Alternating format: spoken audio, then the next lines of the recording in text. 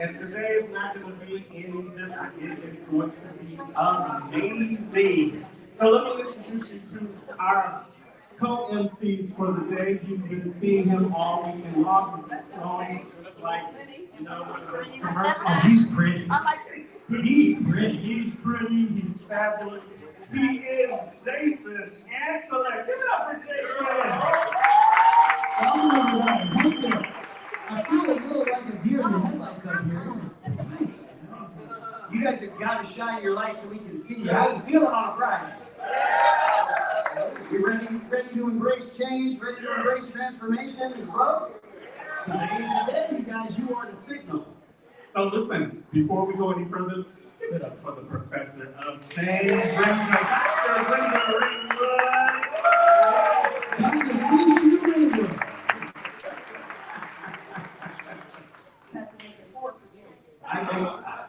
I brought an extra bag because I'm gonna walk out of here with an extra shoe. That's why. No, we're getting ready to do something special, but I want you all to hear that. And I want you all to take out your cameras where you stand up. Take out your cameras. Because Jason said this was his dream to be here with Dr. Ringwood on stage. Oh, well, he did say that. I'm the only one prettier than Anthony. Toby's prettier than Anthony too, if I'm being honest. No vanity on this stage. So get your pictures because this is a monumental moment. You are living in Jason's dream right now. Yes. And keep your cameras out because we're going to ask you to take some more pictures. Yeah, I want you to start clapping for Mr. Toby Potter. Toby!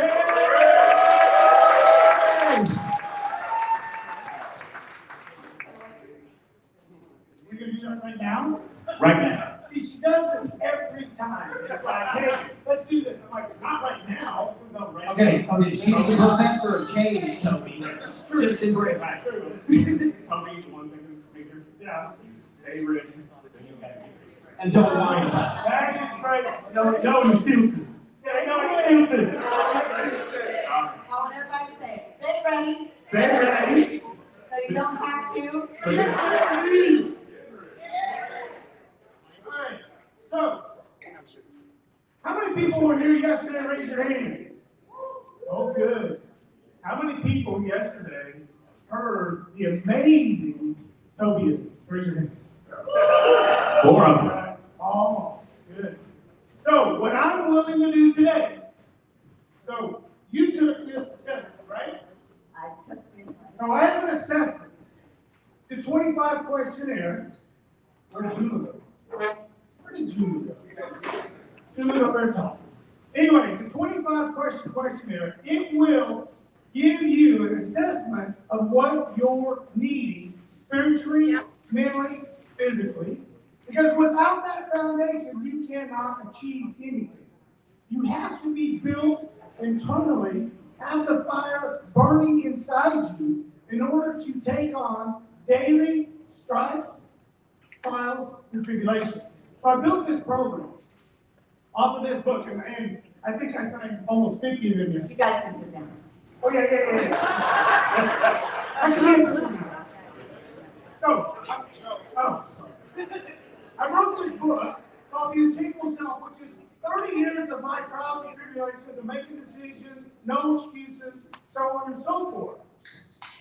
What I'm willing to do for the BTDY people who are serious about a transformation in the future, who are serious about making a decision and becoming better tomorrow than you were today, and a hell of a lot better than you were yesterday. Because you were yesterday.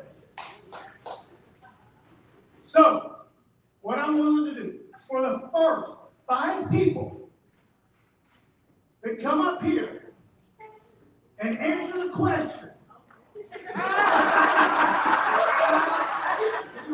Stand on your head for 5 seconds. And answer questions about the Tobias, I will give you the assessment in the program. It's a $1,000 program. I will give it to you, and I can promise you this.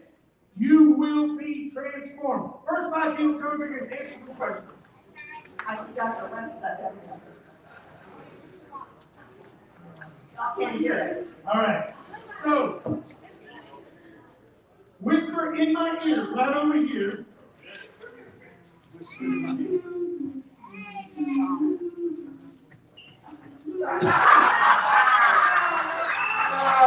Somebody's got a picture of that, please.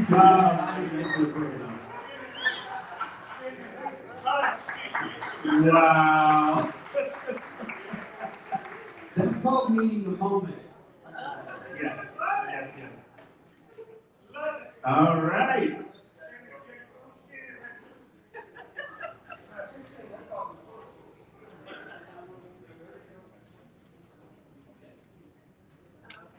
This lady just seen all 4 of them.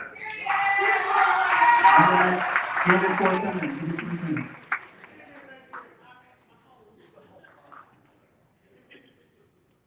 That's right, that's right. Stand right there. All right. So name one of the Tobies. Just one. White girl. You don't want to. Love it. You're right. Stand there. Where's the stick, right? Stand there. Say- I'm getting some FOMO over here. You know that? Just one. How many of you need? If it's up to me, it's up to me. And if you don't quit, you can't lose. And those are 2 are going ahead, so. Decisions. Oh. What can you quote the decision? Um, The decisions you make shape your life. I put the life you want to have should shape your decision.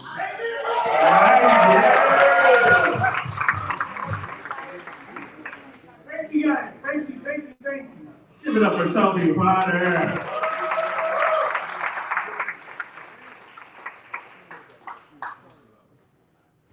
All right, give it up again for Toby Potter and the Toby Ism. Here's life in action. They made a decision to come up here. And as I said before, the universe rewards those who take action when? Now. So they just got that great action. So I'm going to introduce to you who's going to be our MCs for the morning. And then we're going to get this party started. You ready to get this party started? All right, let's welcome back to the stage Jason Antelek. And welcome for the very first time. He was having a full circle moment. He was part of our BTBS class. He told us that he wanted to be an MC. So today, we are manifesting his dream. Welcome to the stage, Even Ivory Long.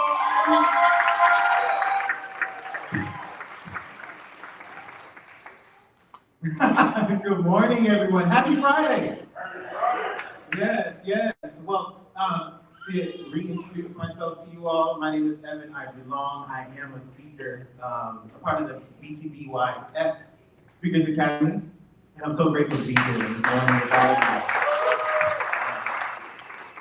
you. So, I have the privilege of bringing up a friend of mine who has been very pivotal in change within my life. She is a part of the Activate Your Power Now series. She's actually one of the leaders, and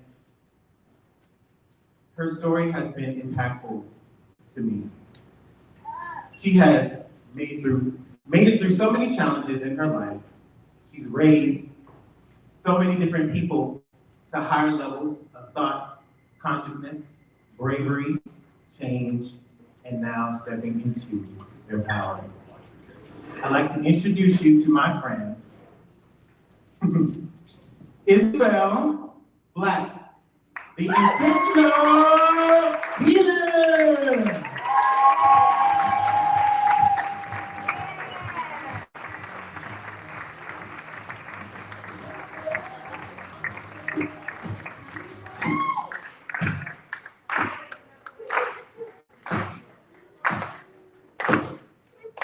Thank you, Evan. So guys, if the little costume didn't match the music, it's because that wasn't my song. The other one was really cool. I was gonna do some cool We'll play it at the end, because, like, yeah. No worries. Hey, the show goes on, right? You gotta stay ready. Welcome to the future. Thank you. No excuses. Welcome to BTBY, everybody. I'm Isabel Ruth Camacho Black, but many of you know me as Izzy, the Intentional Healer. All right. Step back on stage. Let's start it over. Let's roll back out of bed. Let's get this started. You just never know. All right, here we go. I'm going to click that. Dun, dun, dun, dun, dun, dun, dun, dun, dun. Dun, dun, dun, dun, dun, dun, ready? Dun, dun. We're ready. Welcome to the stage. Izzy the Intentional Healer. What's the next? I don't know.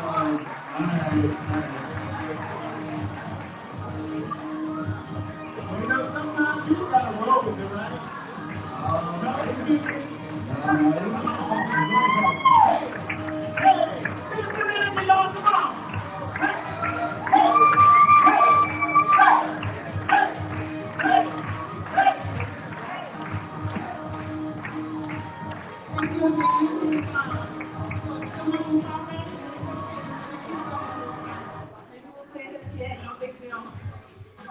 There we go.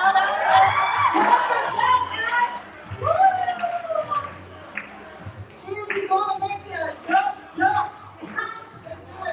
All right, we're good, Ryan. I always like being part of this show. Love it, love it. We all deserve to shine in our life. Thank you so much, Brian. Hey, honestly, I've never used it before. Let's see how this goes at work. All right. So again, Isabel Luz Camacho Black, Izzy the Intentional Healer, as many of you know me as. But I have a question. Who here can tell me what they think an intentional healer is? Somebody has to have a guess, and there's so many people in this room who know me. Let's go.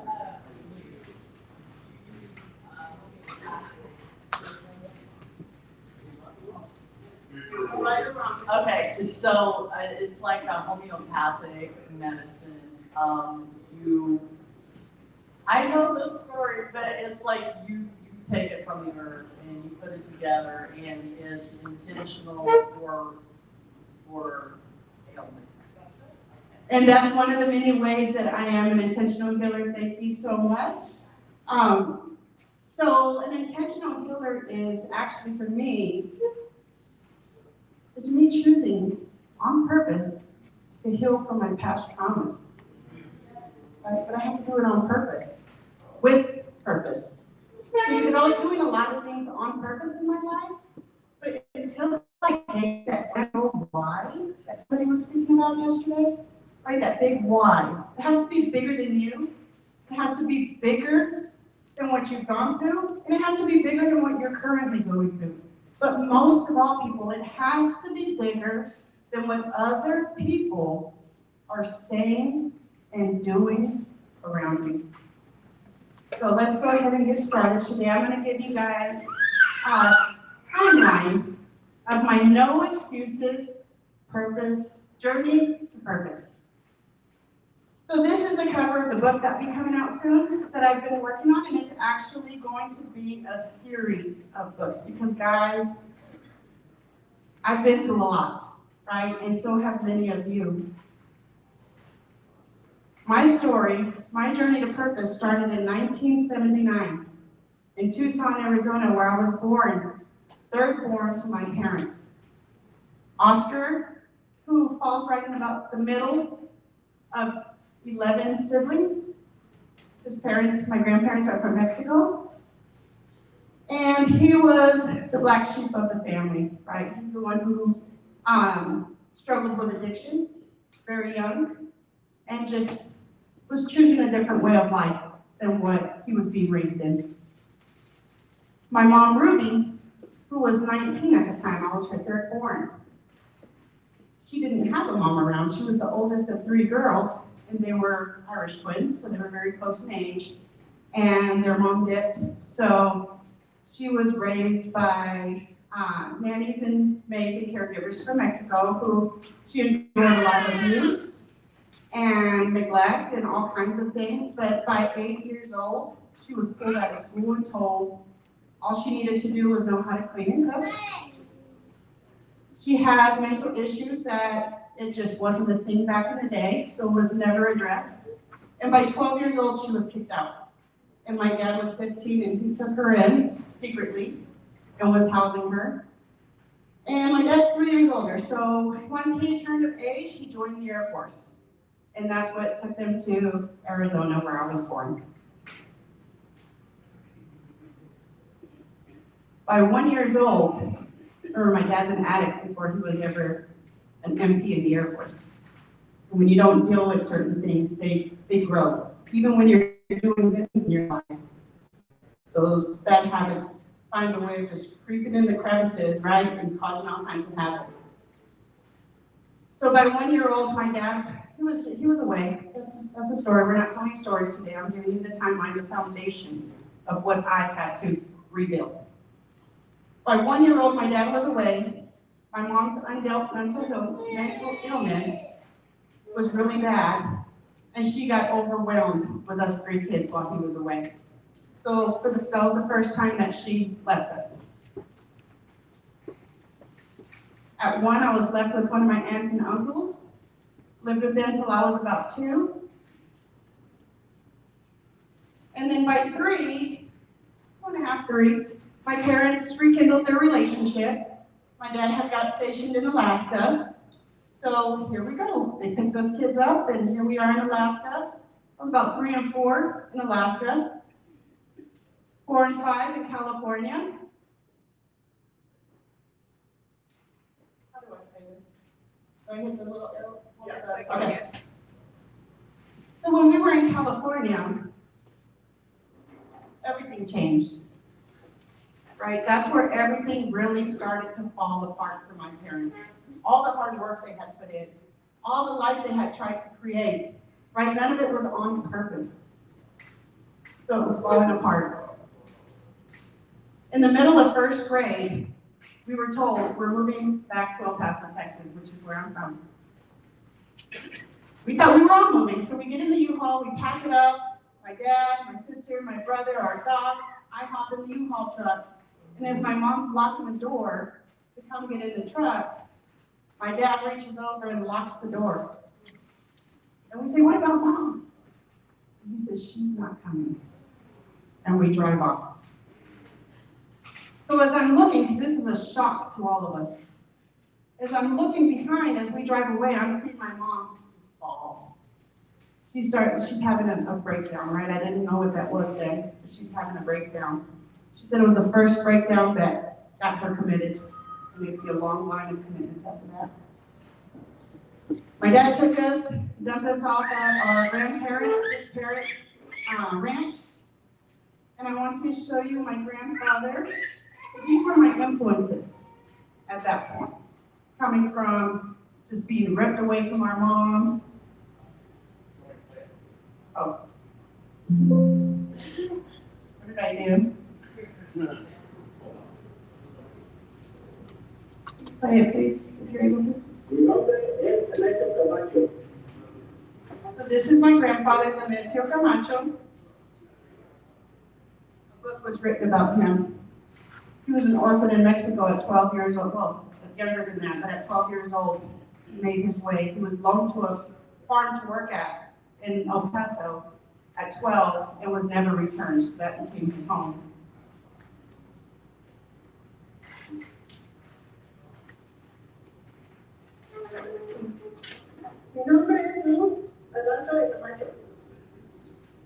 This is my grandmother, right? My grandpa was that peaceful pillar. He was that strong man, right? Stayed committed, stayed calm, hard worker, entrepreneur.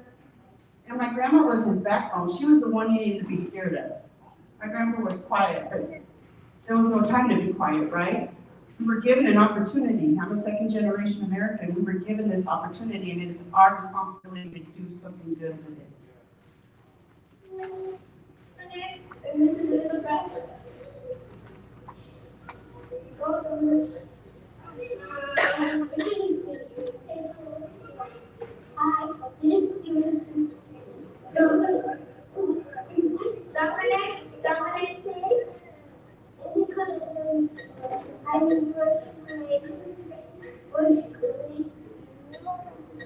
My dad and my my dad's name is Oscar Camacho, my mom is Lee Camacho, and my dad is in Annapolis, and he's registered to that type of baby, and my mom is at the family house. That's all. We're cute, aren't we? This is me, my older sister, and my older brother. And what people didn't know, again, I come from a big family, so this was taken at my grandparents' farm. Every Sunday, we were there eating menudo, eating taquitas, eating all kinds of good stuff, and just hanging out with family. But when we were doing these interviews, we were the only ones without parents there, and that was the norm. Our parents were never around. So we became the family's kids, right? It was everybody's responsibility to make sure we were okay, check on us, all that stuff. And they did to the best that they could. But nobody knew the horrors that were going on behind closed doors. See, because my grandparents, when we got there, they let us stay there for a little bit, but they kept telling them, I'm not cleaning up your mess. You made this mess, it's your responsibility. So my dad moved us out just around the corner from our grandparents, put us in a trailer, and again, he's always been a drug trafficker. Right? He did that before he was an MP in the military. So he'd be gone weeks at a time, right? But he trained us. We were trained very well. How to survive, how not to fear, how to take care of yourself, right? And most of all, how to keep your business your business. So I've always been known to talk a lot. I know none of you would ever believe that. But if I felt like there was something needing to be addressed, I would address it. So I would get in trouble for calling him out on stuff and let my grandma know stuff. So I was already a problem for him. But after all the abuse we were enduring, abuse, neglect, mental abuse, sexual abuse, physical abuse, and it wasn't just from my father. My sister, who was 10, 11 at the time, and had all the responsibility of being our mother, and my dad's wife, she hated us. She hated that responsibility. And she would threaten to kill us before we go to sleep because she couldn't take it anymore. So, after about 3 years, I was tired of dealing with what I was dealing with. I knew I had a voice, and I knew my voice was important, so I used it. Right? I asked my aunt and my uncle if I could go live with them. And they said yes. And my dad said yes. Well, I thought I was winning, right? I won the lottery. I'm like, man, forget that, family. I'm going to give you a new one. I need one who can see me. I need one who can love me. I need one to support me. I didn't have any of that. So at 8 years old, I moved with my aunt and my uncle. My siblings would come and they'd visit, and we took some pictures and stuff, which this is going. When my mom came into town, she took us to take some pictures. But it was at that time that guilt and shame started setting in my life. That's when that was put on my foundation, that brick was placed there. Shame and guilt. I had shame because I left my siblings behind. Who here has seen the movie Curly Sue? Thank you. So would it have been a happy ending if the dad couldn't be part of the story? I think Curly Sue would have had a totally different experience. I think she would have carried that shame and that guilt as well. Right? Because every time I see my siblings, they see me in new clothes. I have my own room. My aunt and my uncle built an addition onto their house, so they can have my own room. I was one of them now. And my brother and my sister were still being abused, still being neglected. The other family tried to step in at that time and tried to help, but we just couldn't find their place. They hopped from aunt and uncle to aunt and uncle to my grandparents. Until finally my mom moved back to El Paso. Oh, I'm sorry, I skipped through this one. So when I lived with my aunt at 9, I kept very busy, right? That guilt and shame was there, but I was being suffocated. I was modeling for department stores, back to school clothes. I was joining the spelling bee at school. I was a straight A student, right? But by 6th grade, it all started falling apart. And I used my voice again. All the kids at school, my parents didn't teach me anything about God or religion. And when I started going to this new school with my aunt and my uncle, and all the kids were preparing to do their first Holy Communion, and I'm like, tell me more about that. What is that about? And I was like, well, that's not fair. Why do you get to belong to the kingdom of God that I don't? So I asked my aunt, can I do my first Holy Communion? She said, no, because I was never baptized. My parents dropped the ball. I was mad about that. I don't get to have a relationship with God because my parents dropped the ball. That's how, as a kid, that's how I was interpreting it. My aunt said, well, let me talk to the Father, and if he's okay, we'll see. I got baptized and made my first Holy Communion on the same day.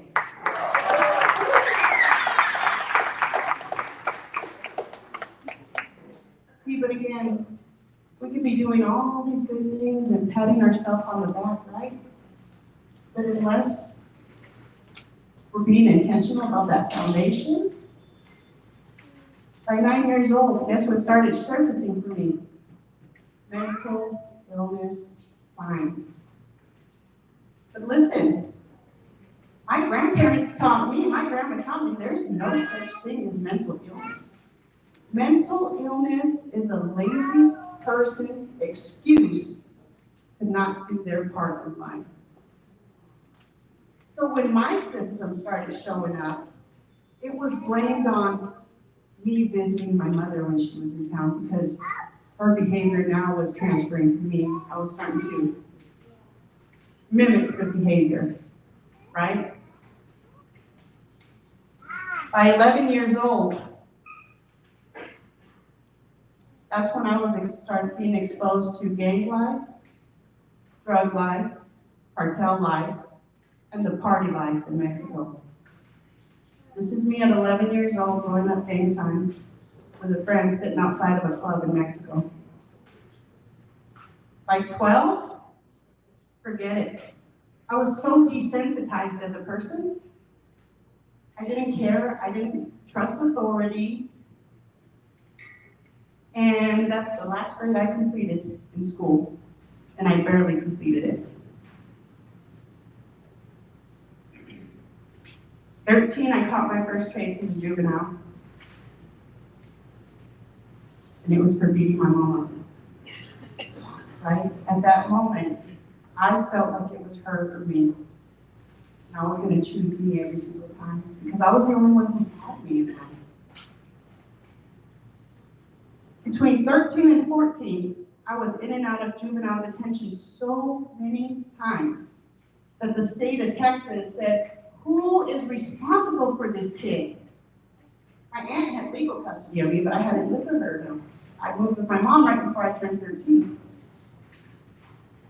So the state of Texas decided to send me away to a girls' correctional farm until I was 19, 18 on good behavior. Again, I see these visions, right, and I'm like, I don't belong there. I knew I didn't belong there. That was not going to do anything for me. So while they were processing me, I escaped the facility, and I was on the run for a couple of months. I finally turned myself in because my sister, we got arrested at the same time. So she got out of jail, she found me on the streets, and she said, you have to turn yourself in. You're too young to get a job, and you can't go to school being on the run.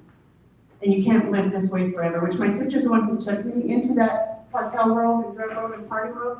But even though she led me there, she didn't want me to stay there. She wanted better for me.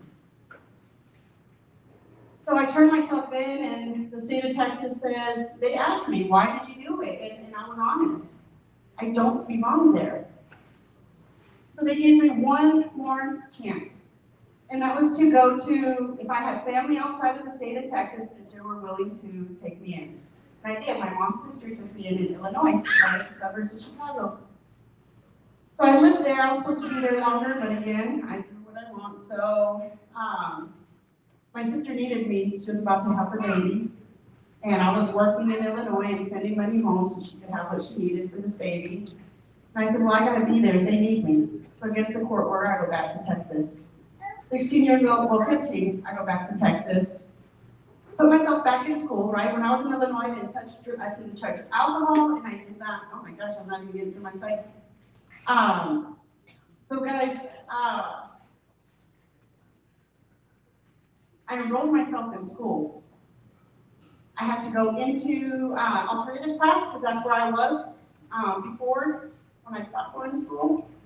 So I'm in there for about a week or two, and they come with my transcript papers, and they pull me out to the hallway, and they say, you can go home and you don't have to come back. And they said, I asked why, and they said, because I was wasting mine and their time there. I'd never made anything with my life, and I had to go. So I started selling drugs with my mom.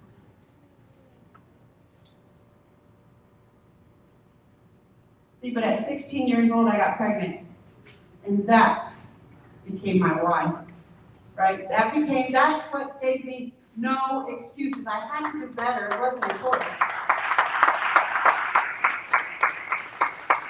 And I'm gonna go ahead and close up because I'm out of time. I didn't finish my slide, but I would love to talk to anybody who wants to go deeper. Give them a recap after your son was born. Give them a recap. She moved to Kansas. My son was born, I moved to Kansas to give him a better life, but another important thing I want to say is the people that's around you, if they're not ready for that better life, you gotta leave them behind. Right? I'm going back to the Kansas system. You have to be ready for things. So my second time, and he gets busted trafficking drugs from Kansas to Texas. So here I go back to Texas. Right? Trying to have my kids by their father, whether they're visiting him in prison or not, it didn't matter. They needed their father. So I go back to Texas. Well, guess what? This time it was on me. If it fell apart, he was in prison. And that was when I had a big piece of humble pie. Because I was so proud of myself. I said I was doing so good without him. I said he was my dead weight. But that pattern showed up, right? I have about a 2-year pattern that used to be where everything would fall apart. And that's because I lacked consistency. So again, there's tons of stories, tons of stuff, but I'll have a book out soon. You guys can read the stories there. And yeah, I love talking to you. Thank you. It's really useful.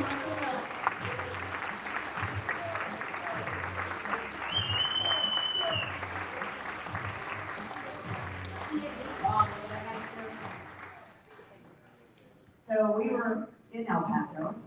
We were at the University of Texas El Paso campus talking to high school students that are attending college. And in order for them to be part of this program, they have to be first generation Americans and low income. So we go in and we're doing this youth event. I get to meet her family. She also shows me the bridge over towards Mexico, where her mother had her trafficking drugs. At what age? Because she was the youngest, she would get the lesser charge. The mother drove across the bridge while she was carrying drugs in her pantyhose. So if you got good parents, you better give them a round of applause. Yes. From she went on to amazing things. And she created her own platform called Activate Your Power Now.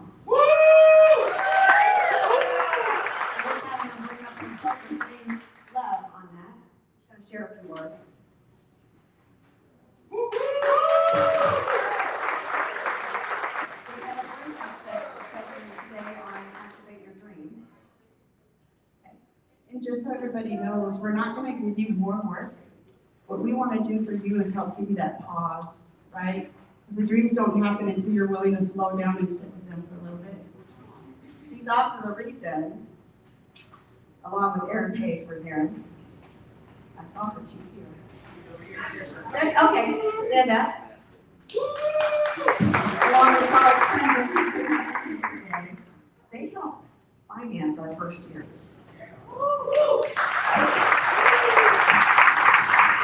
So we're going to let Jenny share a few words, and then we'll get back to the program.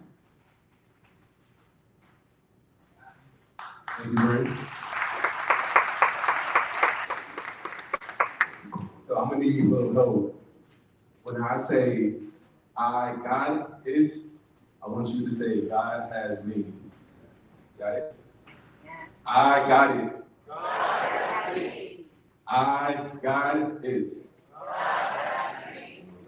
I got it. This little saying came up actually in conversation Wednesday when Brother Duran was pouring into me, telling me about what God had in store for me. And as he's talking, he's saying, yes, I got it, you got it, we got it. And I'm like, hold on, take a pause there. What's coming up inside of me is the actual phrase of, I got it. It's because it's a teamwork effort. Teamwork makes the dream work. God is my foundation, but I have to move my feet. What do they say? Faith without works is what? Being here right now is a living testament, a living testimony. BTBY, I was there in 2021 when it first started, the first conference, and seeing what it is right now is truly a mark, symbolizing that when faith is the foundation, kingdoms truly rise, thrive, and prosper. My name is James Love, and I'm a man on a mission to create containers of connection that drive you towards deeper states of freedom and empowerment. And speaking of driving, my sister called me about 2 weeks ago, and she said, Trey, I'm ready to get my driver's license. I'm ready to take the test. This is the third time she took the test. The first time in 3 years. The first 2 times she took the test, she didn't pass. Right? It devastated her. So she took some time off, got herself together. I helped her get a car, used that time to practice. And 3 years later, she said, okay, now I feel ready. Hop in the car and take that test again. I said, are you sure? She said, yes. All right. Pick a day, pick a time, and meet me at my house. We can go ahead and get it going. She said, okay, cool. She arrived, get in the car. She said, okay, are we going to practice beforehand? I said, yeah. She said, get in the car, get everything set up. I said, our practice is you're going to drive to the driving test. She said, what? Does that mean I have to get on the highway? I said, yeah. She's done it before, but she gets very anxious when it's time to do it again. And this time, she's getting in her seat, she's getting all the bells and whistles, getting the mirror set up. And she's thinking, I'm like, are you okay? She's like, actually, do you mind driving and allow me to just get my mind together before I take the test? I paused right there and said, well, you received the green light to take the test right now, but yet you're in a moment of doubt, a moment of crisis, and she has a tattoo on her arm saying self-love is the best love. I pointed to that, and I said, what does that mean to you? She said, you're right. You're right.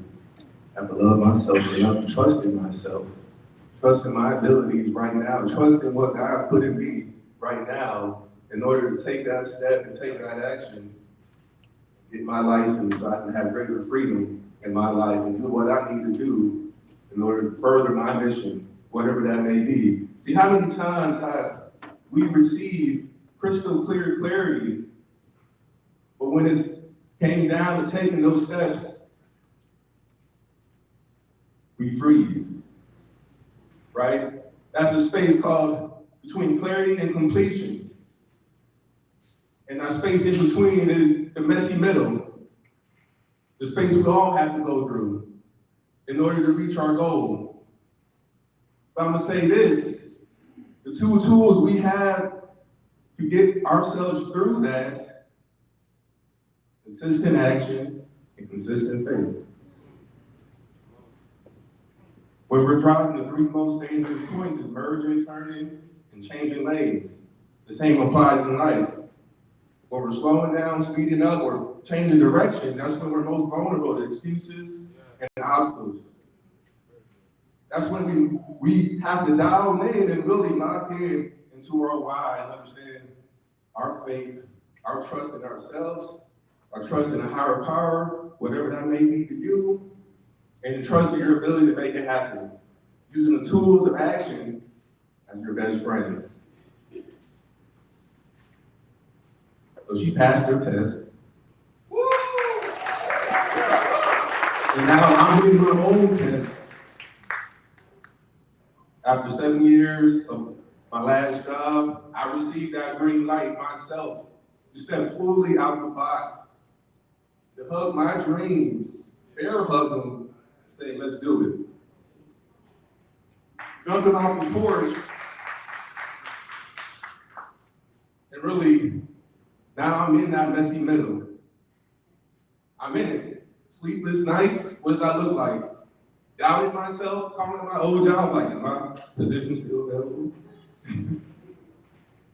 But yet, coming to a place like this, being in a room of winners, of people who have been through the grind, being under the wings of Fred, and everybody here lights me up. It gives me the grit, the moxie, determination to keep moving forward. To deepen my faith and my surrender and trust, not only in myself, but in the man above. And to take action consistently, wielding that as a tool. I want to say to you, are you consistently taking action right now? Or are you in the driver's seat, ready to go, but down to yourself? You're afraid that maybe you won't make it to your destination. I got it. And so do you. Let's drive through that messy middle together. No excuses. Amen.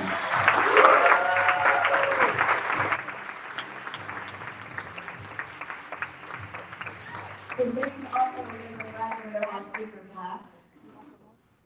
We never stop learning. I want to hear you say, never stop learning. Never stop learning. Because when you're done learning, you're done. You've gone as far as you're going to go. And it doesn't matter how old you are. It doesn't matter how much money you make. It doesn't matter what your job is, what kind of car you drive. When you stop learning, you're done. When you've outgrown certain rooms, you're done in that room. You move on to the next one. And hopefully you'll be able to bring some of those from that room with you. You're done with that room. I didn't say you're done with those people. So the people who want to leave that room and come with you, you bring them with you. So we have a thing here at Becoming Better You that we are about collaboration. We do not compete. We want to lift every single one of you up.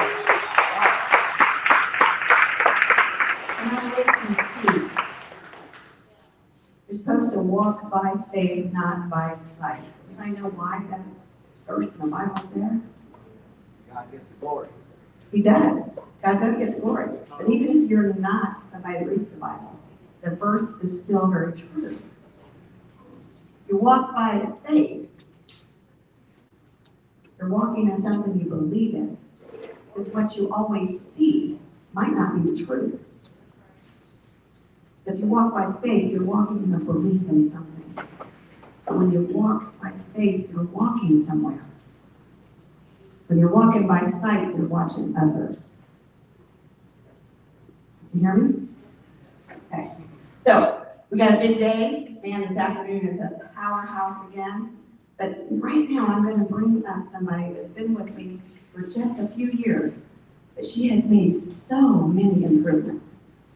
She attended our St. Louis conference and she walked out of there and said, I'm doing this. I need change. I have a value, I have a purpose, I have a worth, and I need this. She made the decision to step up and do it. I don't know what all she's gonna share today, I know a little bit. But she's been a tremendous help in the background. We don't see her much. But she's always making things happen for you. So let's stand to your feet. I want you to welcome Kenya Master.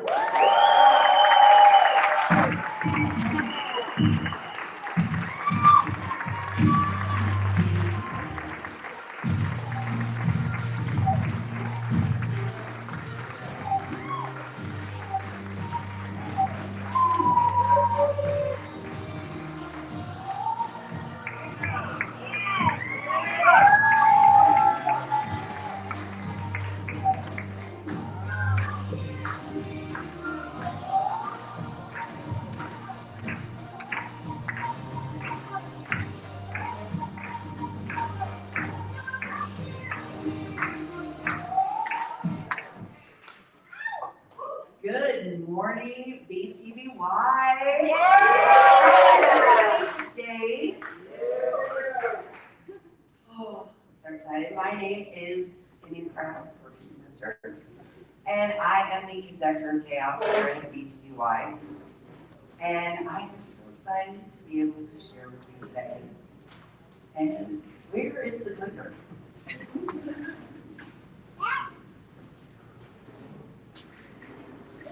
For those of you who have not heard the story, I got the name Kenya. My mother had a relative who was a missionary in Africa when she was young.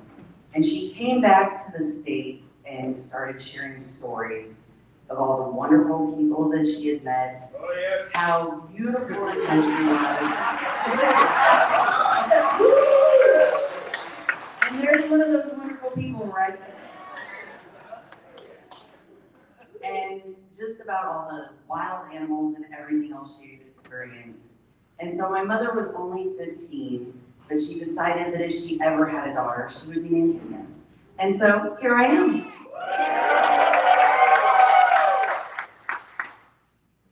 So a little bit about me. I have a biology degree from Quincy University with a chemistry minor. And then I did 20 long, hard years in the food and beverage manufacturing as a quality manager. And you know, it wasn't for me, but I had taken all those things that I learned there, and I now apply them to help other businesses, other people get to that next level, because I didn't start over, I started from experience.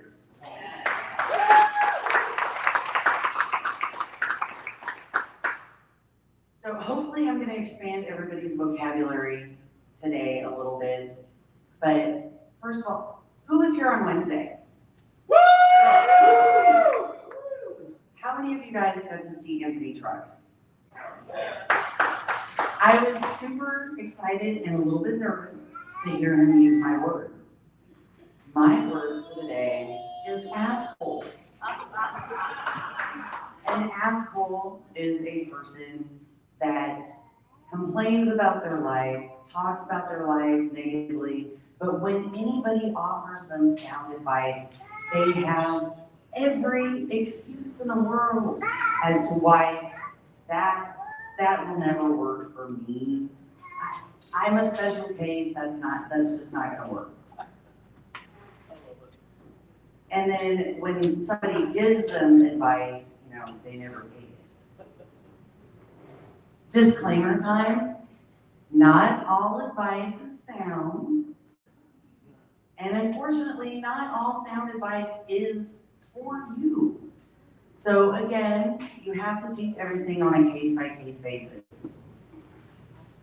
I cannot take the credit either for the word asshole. I heard it from a local radio DJ, Rick Johnny Dare. miss him. And I have a bit of a confession. Hello, my name is Kenya, and I am a recovering asshole. I would go around and I would complain to everyone all the time about things in my life that I wished were different. And various people that I complained to would give me somewhat was good advice. But here would come out all the excuses, all the reasons, all the justifications on why that would not work for me. Now, I know all of us are on a different part of our journey here, and I've been on a purposeful journey of growth and self-discovery for about 15 years. And a large part of that has to do with self-reflection. You know, life doesn't always suck. Sometimes you've got to recognize the signs of good advice. And when you're breaking out all these excuses, you need to recognize them for what they are. And look in that mirror and tell yourself, you can do it. Now, as part of this self-reflection, I've kind of come up with 3 categories of reasons why I used to give these excuses or be more of an asshole. And so I would like to share those with you today. First of all, I'm not worthy.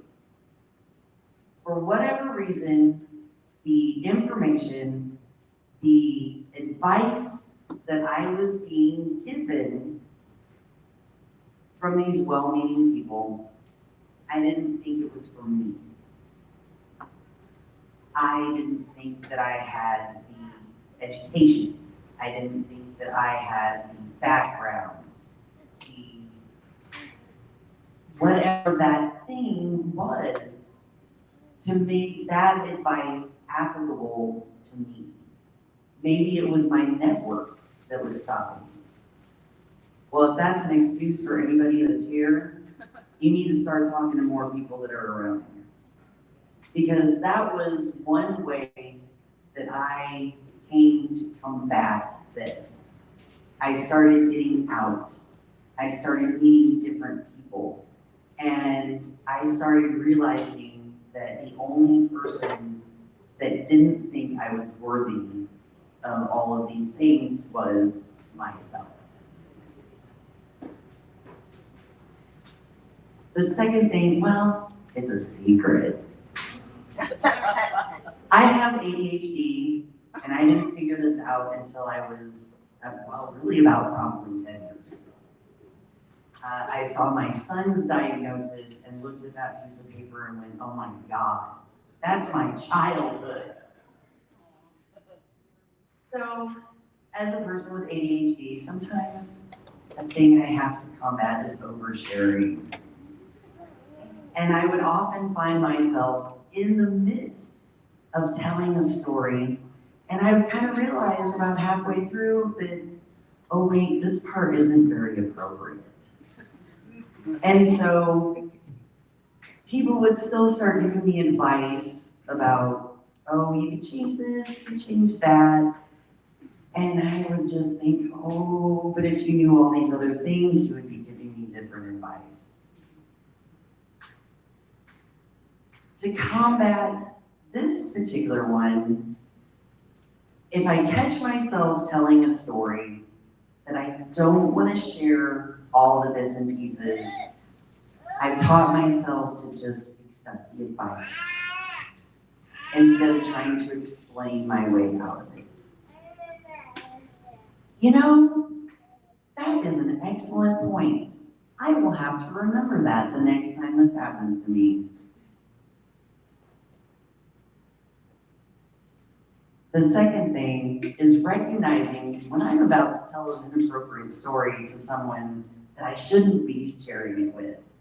Either I need to get rid of the embarrassing parts, get rid of the parts that I'm ashamed of, or hopefully decide that this is an appropriate time to start sharing the short story and just stop myself.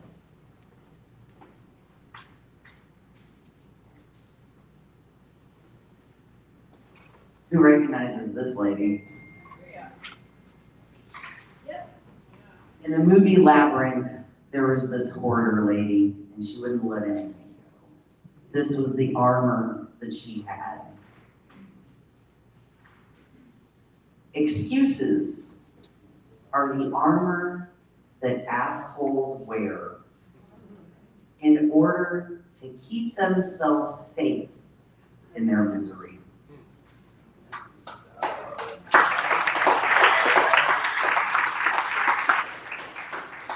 I'm going to say that one more time even.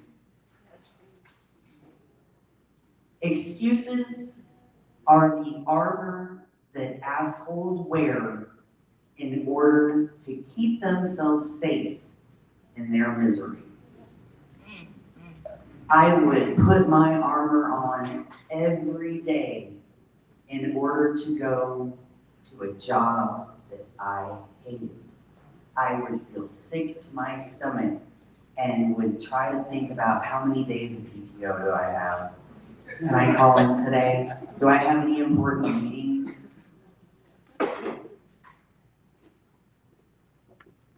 And I did that because although I felt something in my gut that I was meant for something more, that I was meant for something different, I was afraid.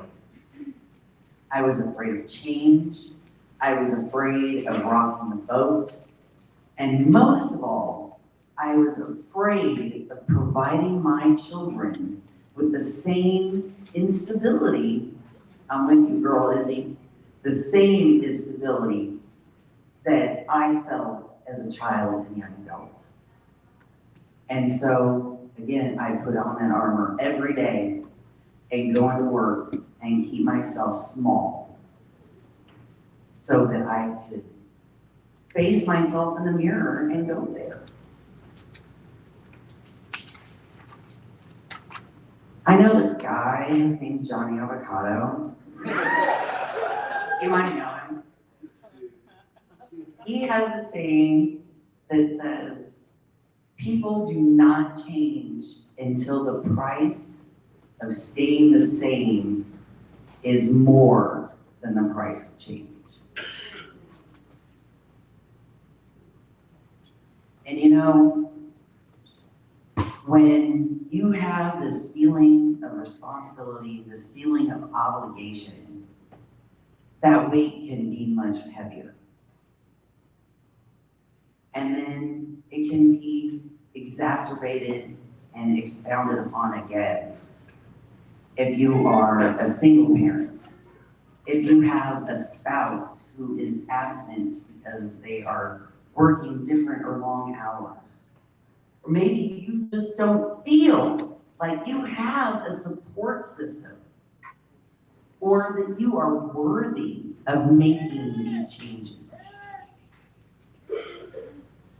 Once I started removing my armor of excuses, I realized that a lot of what those excuses were me following rules that were meant for a life that I really didn't even want anymore. I did all the things. I went to college. I got a job in corporate. I rose the ranks. I got into management, and I wasn't satisfied. And I had to decide the life that I wanted to start living. And then I realized I'm the adult. And I have a lot of weight on my shoulders that I don't have to carry the whole world myself. And I decided that I could write my own narrative. That I didn't have to wait for an adultier adult to come and tell me that it was time to raise my standards. That I had the permission to change what I wanted in my life and to go a different direction. And I was able to say, I choose happiness, I choose success, and I choose abundance in my life.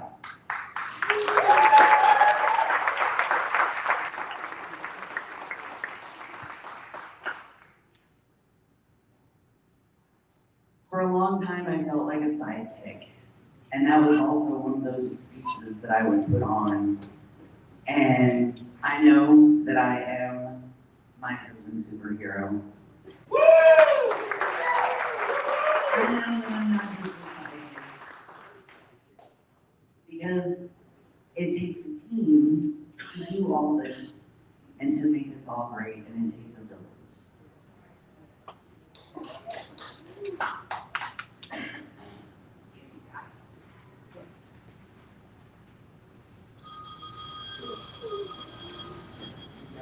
There's that moment of silliness you gotta take sometimes. So I encourage everybody, when you start making excuses, you would need to ask yourself, are these really reasons? Are these really justifications? Are these really things that should be stopping me? Or am I just putting on my armor of excuses and keeping myself small to keep myself safe? Because that's also the way you keep yourself miserable. And so I encourage all of you to get out there, be patient with other assholes. You don't know why it's coming out. But I hope this makes you a little bit more aware if you're having this conversation with somebody and you recognize these signs. Maybe this person needs a little bit more help and support. Maybe they need a little bit more security. Maybe they need just some encouragement to take it to the next level so that they too can shed their armor and not be an asshole. Again, I love you guys. I am the conductor Kara at the BCBY. Welcome to the family.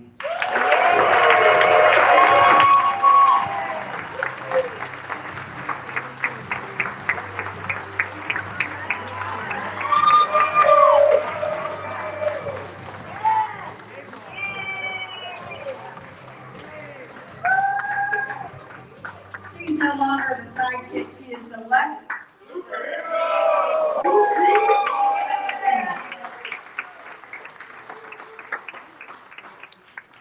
All right, let's turn it back over to Mr. Unstoppable. Karen Lutford.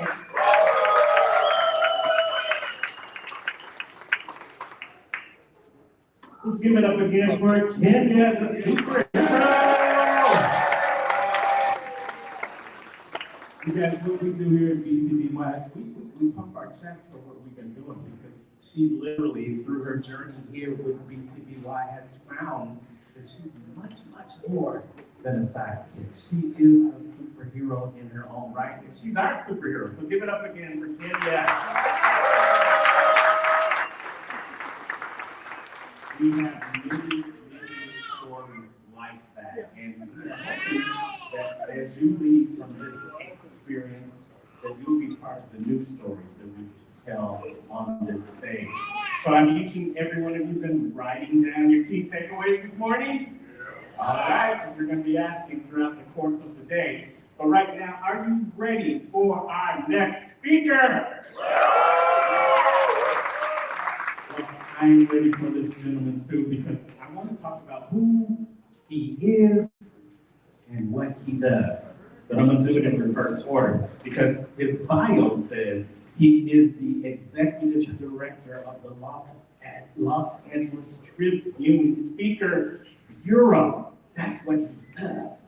So let me tell you who this man is. This man is an organizer. This man is a helper. This man is a giver. And if you know anything about a giver, givers usually give looking for nothing in return. And when I look in the definition in Webster around the word giver, this man full of hair always shows up. I don't know how that happened, but it's truly because he is a giver. You always want to be known by who you are, not what you do. So I want you to introduce you to the man that I know is giving, and he's gonna give to you. So start clapping your hands. Let's get ready to go. Jason Exodus!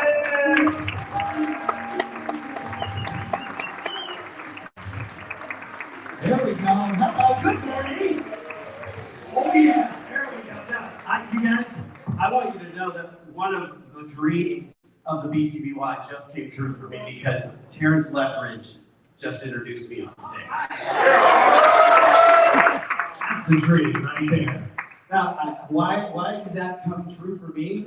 Because I attended a BTBY speaker academy.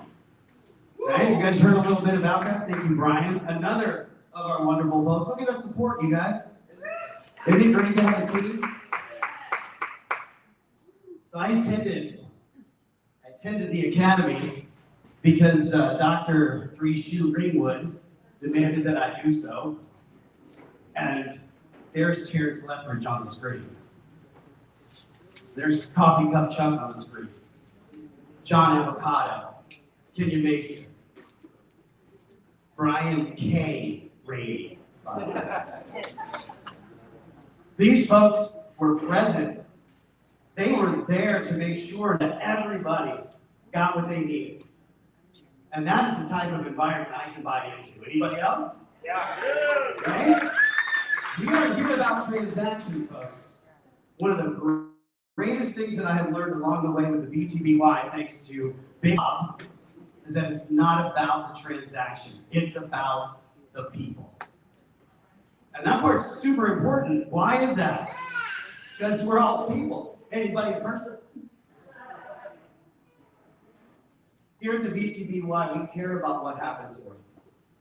We care about our family. We take care of each other in a way that's a little bit different than I've ever experienced before. Now, my experience with the Los Angeles Tribune is great fun. It's good media. It's media. So there's a little adjustments getting used to that kind of environment. But being able to be on this stage, this is the real dream for me. I honestly think speakers are kind of nuts. I think every one of you that is willing to get onto this amusement part of the stage is a little bit crazy. We spend our entire time planning this, building the amusement park. We show up a day before to make sure all the rides are running. We build this roller coaster, and then we stand in line to get on it. And we get off stage and tell you how fun it was. And you gotta ride that. Not everybody's getting up here, are they? The beauty of the BTBY is as much as you're seeing our speakers and that happening today, that is not all that we do. That is not all that we do. Yes, we have opportunities, and our membership allows for that. I'm going to share a little bit about that with you guys, but I have a story. That'll be all right? A quick story? Now, this is about me, but it's not about me. And I'll be honest with you, I'm already starting to sweat a little bit because there's some healing going to happen in this. And when you hear the story, you're going to know why. No excuses. No excuses. Here's the truth, you guys. Excuses are ex-cues. Let that sink in. Excuses are ex-cues. That means somewhere along the way I missed something. That means there was something that was possible for me that I could have picked up on, and I missed it. Maybe I responded well, maybe I didn't, but here's the story. As a wedding officiant, which is a high-pressure situation, by the way, it kind of is. You need to perform right there. You drop the ball in that, there's no coming back from that.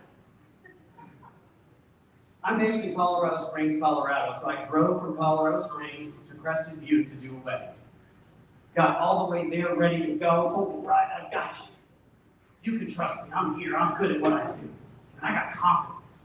And I stood at the altar with these two beautiful people in their special moment and read the wrong script. Jason, you got one job when you show up here. And you messed it up. Anything like that ever happened to anybody in here? Okay? No excuses in that moment. That girl wanted her love story read at the altar, and Jason messed it up. Fortunately, the scripts did have the right name, but here's what I missed, was the cue of the updated version. It was in my email, you guys, the cue was there. There's no recourse in that. There's no coming back from that moment. You don't get to redo all of that. So what happened for me was, as prepared as I was, I didn't meet the moment because I missed the cue.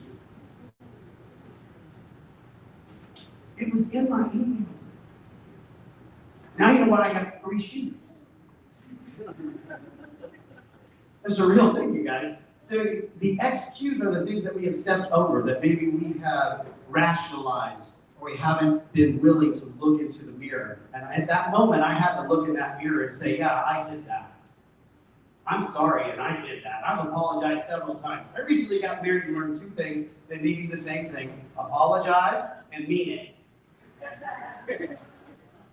It's working so far, we'll see. We're only a few months in, I'll give it a shot. But that cue was something that was available to me. So today you guys are getting a lot of those cues. And if you're getting an opportunity to see behind you, that's a learning moment. It's not the place to stay. Because as you move forward, you're going to continue to meet the moment you're in. And that's what I'm really getting to today, you guys. We spend a lot of time learning from our past, yes? Anybody planning for the future? Does the word legacy mean anything to you? Wow, all right. How do we build legacy? We meet moment after moment after moment to get there. That's how we get there, because you're not building legacy. I'm not going to be remembered, which is out of my control, unless I met that moment. And every time I miss it, I think I'm going to do better on the next one. If I spend my life in retrospect, I'm going to waste a lot of time and energy back there. Sure, I can learn from it. Who was it earlier today? I had the name in my head and lost it. They stood right here and said that this is the moment you have. This is where you're paying attention to. Right here is where the rubber meets the road. Yes? So meeting those moments, when we stack them up, we start getting proud of ourselves. We start realizing that we are capable, and even beyond capable. How many times have you heard in the last 2 days, you heard this morning as well, from one of our MCs, Evan, that they started out at a BTBY event? Kenya, who just left our stage, she is one of our trainers for personal development within our core pillars for the BTBY membership. Did you see why that's true? Does she not embody personal development? Let me tell you guys, Kenya can make washing your hands interesting to learn how to do. True story. It's the real thing, because she's had to do that. But for people that need that kind of development, I'm not saying you guys don't know how to wash your hands. What I'm getting at is that there's always an opportunity to learn a little bit more, to do a little bit better. Behind us, we can do some of that. Planning for the future. Man, how many people were excited to come to this event? Because I know I was. I was so stoked to come here. I would have come just invited, much less get to be a part of the BTBY, a part of this feeling. I still have to wait for the date to show up. Anybody get antsy about that? You know what I'm talking about? Oh, where's it? I can't wait to ride the roller coaster. And I'm standing up here sweating, worrying, all that stuff is still happening. But the ride is fun. Right? We got a 3-day pass to the best amusement park in all of Kansas.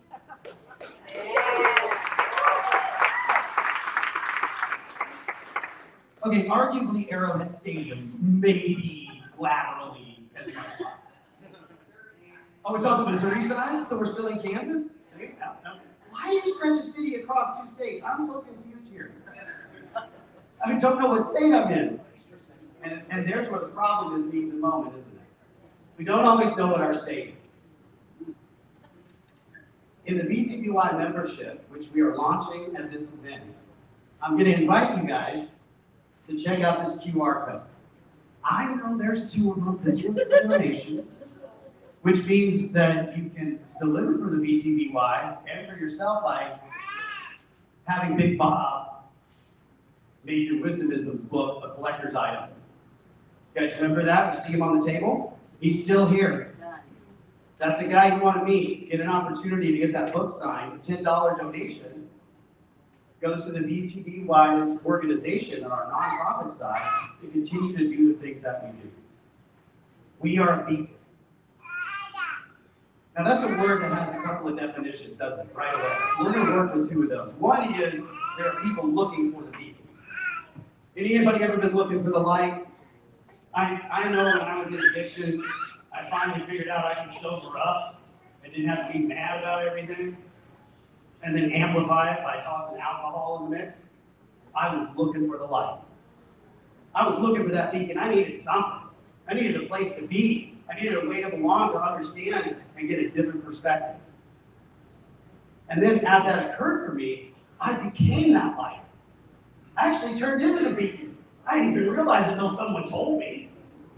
That ever happen? You got that transformation where you're looking for the light, and then you become it, and then you take it out in the world? Well, that's a beacon. There we go. There's nothing wrong with being on either side of that light, you guys. Either side you're on your way. And that is the first place you can start with our membership. When you scan this QR code, which I give you guys all permission to use your phones right now, you scan that QR code. It's also on your table, by the way. Look for the yellow one. When you scan that QR code, you're going to see exactly what I'm talking about. Our tiers of membership exist not to individualize folks, but to move you from one place to another. We have tiers of membership so that we can fill in the gaps. Because as soon as you have realized you are a beacon, which every one of you are, you're going to become the signal. Woo! How about that word? Signal. That feels good, doesn't it? We hold our presence in the moment. We deliver that signal. We transmit who we are. Where does that start? It starts with the light. How do we get to the light? This is the one thing I'm going to ask you guys in this part. I'm going to ask you one more thing later. But have faith in something. Have faith in something. Whether it's the light you're looking for, the one that you are, you can start right there. That's how you anchor your signal and transmit in a way that delivers for the people that are looking for that signal. Not every light is the right one for someone. I know I've followed a couple of weird lights along the way. I've been the weird light a couple of times. Today may be one of those days. It's all about that signal. Once we understand what we're transmitting, we figure out what our light really is, we get that lane, we get that direction. That is a signal. That's how we get to transmit who we are and what we do. That's what I want for everyone in this world. I'd love to see the lights go on. Anytime that beacon goes on and it evolves, that gets me every time. Just hearing that something that was said from the stage, something that was given to someone in a conversation, those moments are the return on your investment. And when you show up in the moment in full presence, when you stay positive, like our man Coffee Cup Chuck says, yeah, you stay positive, that's going to work. That's the signal you're transmitting. It's not always easy, is it? Do you guys remember embracing gratitude? So at first when I was talking about gratitude, I said, okay, this is kind of corny, but it seems to be working for these other folks. Yeah, I'm grateful. It's not Thanksgiving, but I'm going to try it anyway. After about a week, it started to make sense. It started to show up in a different way because I took the opportunity to allow that signal to develop within me. It became part of my life. And now I wake up every day grateful to be above ground.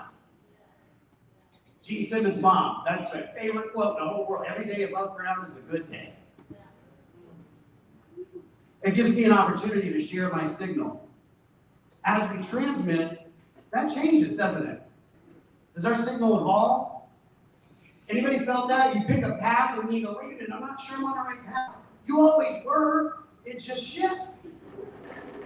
It's okay to develop as you go. You are not married to your brand, you created it. Your signal can shift, your life can change. If you're interested in that happening for you. It doesn't mean you have to ride every ride in the amusement park, but you can sure get a ticket to it. There's lots of good shows, there's neat things to see. Not everyone's gonna get on the roller coaster. And a membership with the BTBY gives you more than just singular opportunities. For example, as our signal develops, it gets a little thicker.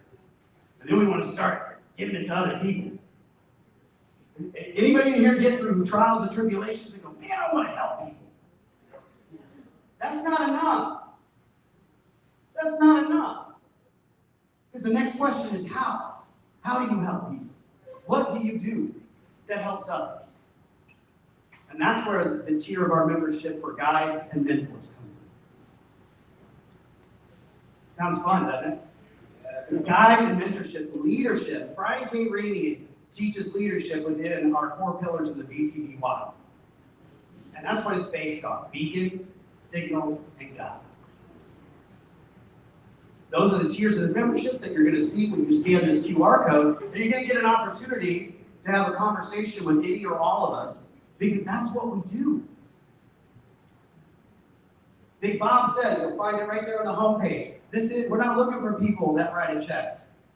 We're looking for people that get involved. People getting involved is how we move from one tier to the next. You've heard it all weekend. You saw Toby Potter up here giving stuff away today. Right? We have sponsors. We've been thanking them all weekend. Well, it's not the weekend, is it? For those that become the guide, that want to be the mentor, that want to be in that leadership position, you've been through some of these phases I'm talking about. There are times as a guide or mentor, I found myself having to go back to the beacon. If we are supposed to surround ourselves with the best possible people, if I'm supposed to be around 4 or 5 smarter people than me, did I just set myself up to be the dumbest person in the room?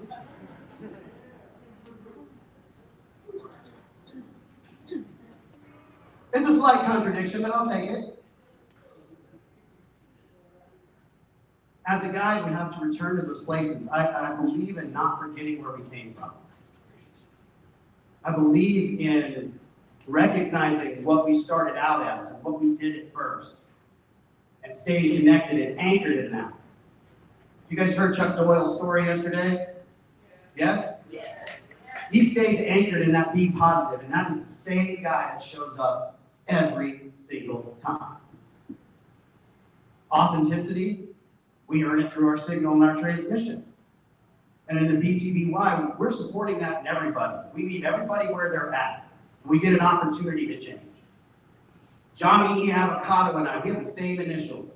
And it took us about a month to figure out we were a reflection of each other. We've gotten a lot nicer in our communications now.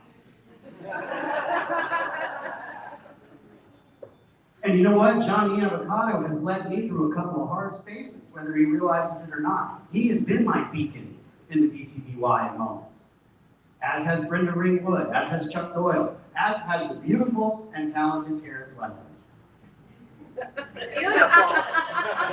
He's still in the room, right? You heard that? I got it on tape. See? Johnny's got the signal. So, you guys, what I would like to leave you with in the last minute and a half that I have here is at the BTBY, we want to include you. We want to bring you on board and bring you into what is truly a supportive community. Yes, there's an investment for the membership. Yes, we're going to want to move you along in that space as well, because that's what we're actually about. We are going to help you understand what it means to be that beacon, or to find one if that's what you're looking for, how to evolve that into your signal, and if those that are interested to move into that space of a guide and a mentor. because we have a community that literally aligns and supports that completely. Has anybody witnessed that while you've been here? Right? So here's the truth of it, is I have put words now to what you guys have all been experiencing. If you want more of this, it's available. It doesn't mean you have to end up here. You're not required to speak on stage or online. But what we really want is to meet you where you're at and help you get where you want to go. So please, scan the QR code, stop me, have a conversation. My name is Jason Angelike, and I would love to talk to you about membership in the BTBY.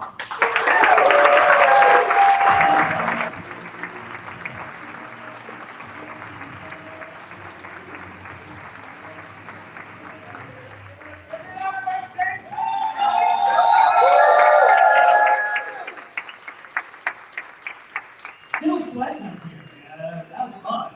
Let me tell you guys how much fun the roller coaster is. Look, they all got up here to ride it with me. You see what I'm saying?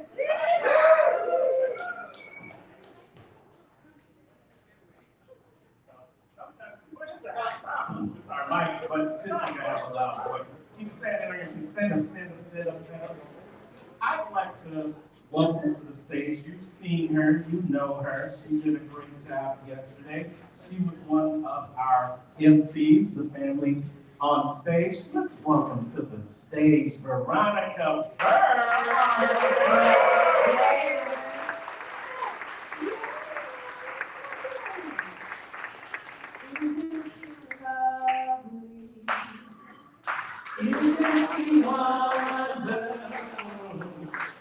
So you gotta get her mighty. Right, she's always getting us hype. Right, yeah. This ain't my song. The stepologist. Well, hello everyone, I am Regina Platt, the stepologist, and I love me some you. So we're in this place right now, you all, because there's a special person in the room that's already arrived up on the stage, and today is her special day. And what? Tomorrow, but I believe it's the whole month. You know what I'm saying? I stay ready, so I don't gotta get what? Ready. Right? So I'm giving her the whole month, because when it was my time, it was a whole month. Now one day I'm getting older and crying. What do you do? All right, so hold on, y'all.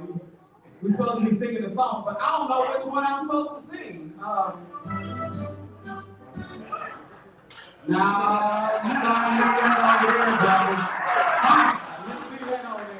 So we're gonna Stevie that Wonder, you know what I'm saying? So, y'all know the Stevie Wonder happy birthday, right? Happy birthday to you. Happy birthday to you. Happy birthday, happy birthday to you. Happy birthday to you. Happy birthday, Coffee, your birthday, your birthday,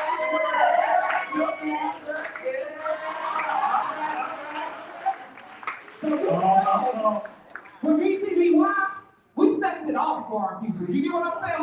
We ain't gonna say happy birthday to you. No, we gotta get it through. Y'all understand? So everybody shout, say, sing! Happy birthday!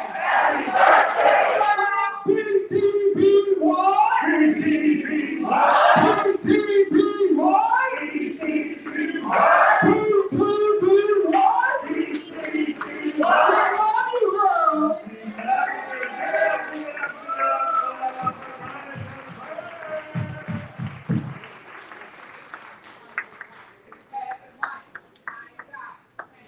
Give it up for the stepologist too. Come on. And you know they say, don't give a speaker a microphone, you never know what you're gonna get. And that's the stepologist. But we love her. Give her another round of applause. So as a speaker, this is your opportunity. Tell the BTBY family about this full circle moment for you. Well, this moment here and feeling all of your energy, this is incredible. right? Right now, I feel unstoppable, you know? And you are. Right, up here, this has been such a journey, right? It started out, for one, wanting to improve my speaking skills. That's why I was referred to BTBS. And after going through the course, learning so much from both you and Professor Change, coming up here now in something that I said I wanted to do for myself, no excuses, be an MC, right? And so here I am standing in that moment. So this is truly a kind of a mountain moment for me too. There's also lots of shifts and changes happening within my personal life that's right in alignment, right? When you show up someplace and you know you're meant to be there, the people feel different, the energy feels different. You're able to be present and in the moment, right? Something Jason said was taking the energy of the past, yes, you can learn stuff there, but you can actually use that right now to make shifts, to change your path, to send out the right signal that you want to send. All right, and you are sending out that signal. Let's give it up for Evan and his full circle BTB1 moment. And as Jason said to you at our next experience could be celebrating your full circle moment just like Evan is today. All you have to do is go to that QR code, sign up for the membership. You'll get more information about how you can be a part of the Becoming the Better Speaker Academy. Any of my Academy graduates here, raise your hand, real quick.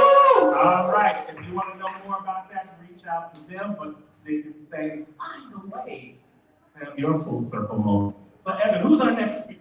So our next speaker, I'm so delighted to bring up. She has such a wonderful, graceful presence about her. You might have seen her floating around the room, and I've met her energy. And so something that she wants to do right now is to invite you to trust, to be in the present moment, and to shift the energy a bit, right? We've gotten so much from the past 2 days, even this morning. She wants to provide you with a little bit of respite. So she might invite you to close your eyes, and if you feel comfortable and safe to do so, go ahead and follow along to this experience. And so with that being said, I would like to welcome Miss Erin Page. Thank you.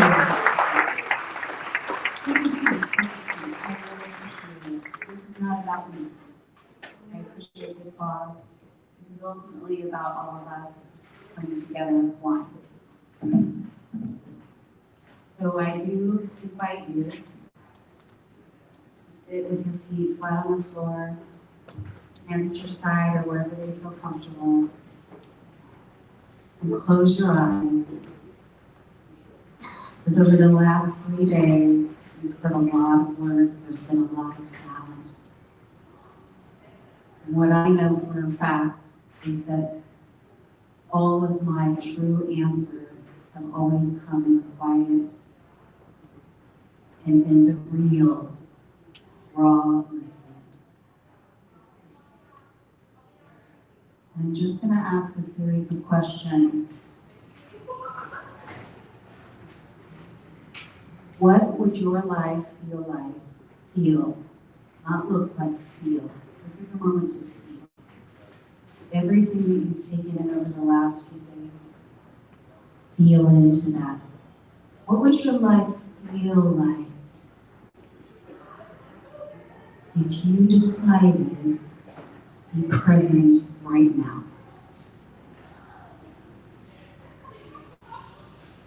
What would your life feel like if you chose 3 speakers out of the room to connect with after this? What would your life feel like if you actually picked up the phone and asked someone for help?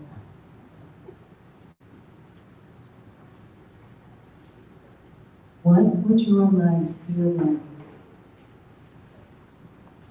if you were the person that got that call? And rather than responding, you just listened and said whatever you need. What would your life feel like you made a choice to eliminate any poisonous words, substances, people, anything else that causes you discomfort. What would your life feel like if you decided to eliminate those today? And then in the upcoming days, what would your life feel like if you made that call for help and said, you know what, I'm doing it for today?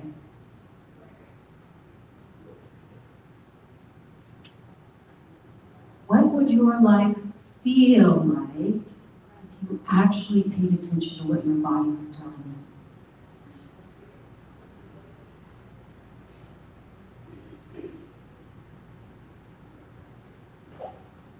What would your life feel like if you grabbed the person's hand next to you, whether you know them or not? Or hug them, someone that you don't even know, but you can tell that that person may need you.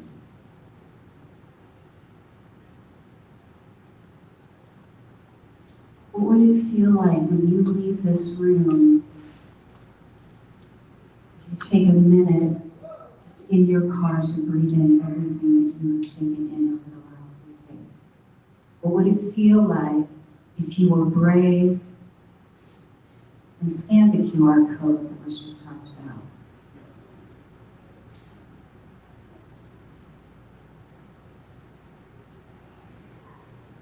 What would it feel like if you just surrendered to the person that you are and not what other people have told you?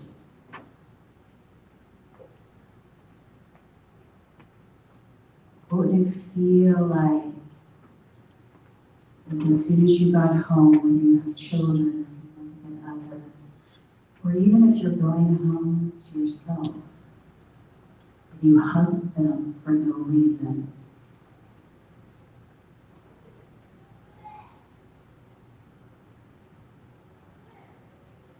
What would it feel like if you took a few minutes just to create in your mind, in your heart, in your spirit, the life that you know, not that you believe that you should have, but you know was meant for you?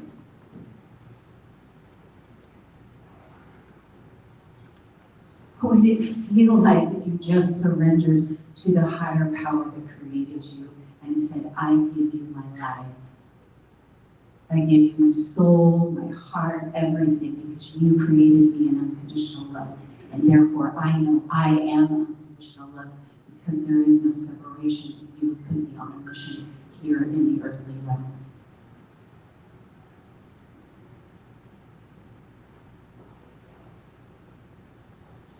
What if you let go of all the fear and doubt and guilt that you came into this conference with?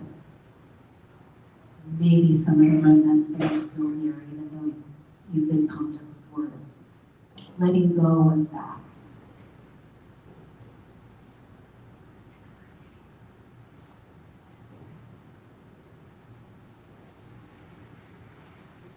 What would it feel like just to be and breathe?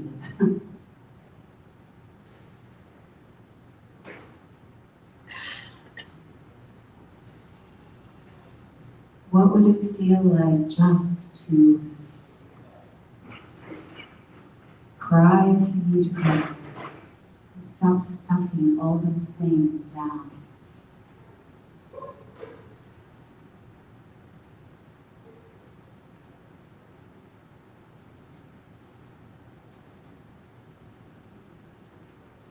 And then you can start taking a step outward and looking back in and making other changes and assessments.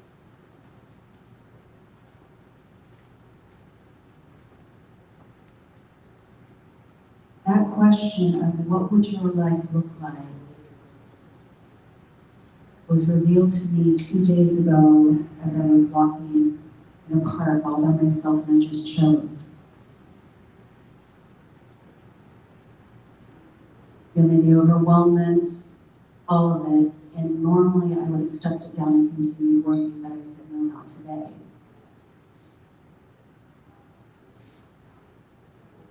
And that was a huge, eye-opening question to me.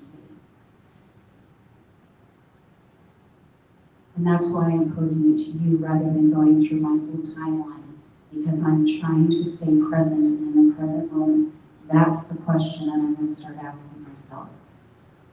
Before I sign up for anything, before I make any moves, before I open my mouth at all, what would it feel like to say those things, Aaron, Heather, Chuck? Use your own name. What would it feel like if I walked through those doors? What would it feel like if I didn't walk through those doors?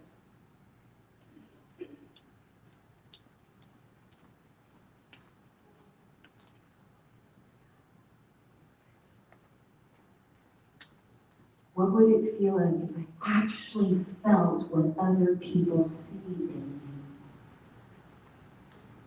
And they know that I'm capable of.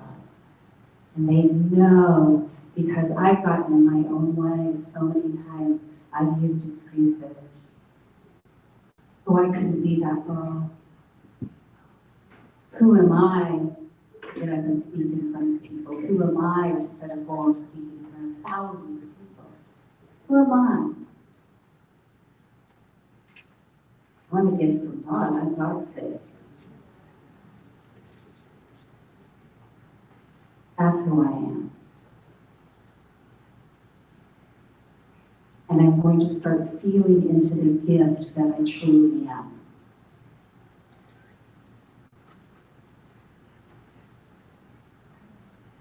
So just take a minute, ask yourself that question. What would my life feel like if you fill in the blank?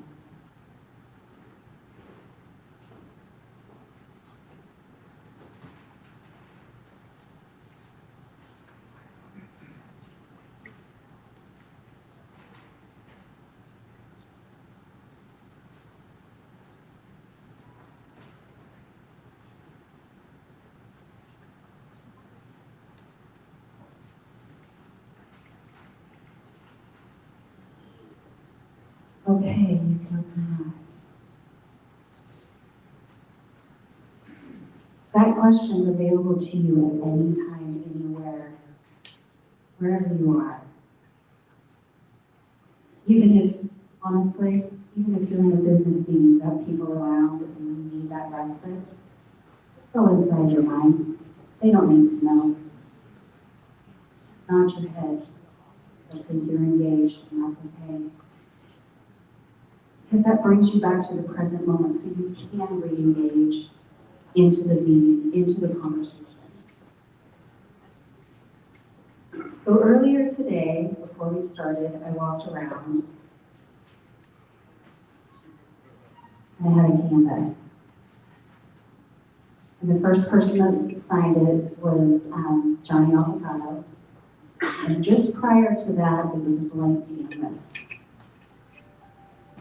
And the beauty about a blank canvas is that we get to create whatever we want to create, right? We just have to tap into what it would feel like if I actually picked up the paintbrush of life and started painting. Be brave, because it's just going to feel like a blank canvas if you don't take that paintbrush, pick it up, and trust and surrender that whatever stroke is supposed to go on this painting will start its transformation. So today, I always like to try to do things differently. You all have seen me paint before. And this time, I think I've got almost everybody. Anybody that came in late, I'm sorry you're not on here. However, the intention of you being here is here. Okay, so no one has been left out. But you all signed your name. because we're all a part of this, all right? So I'm gonna hopefully switch mics. All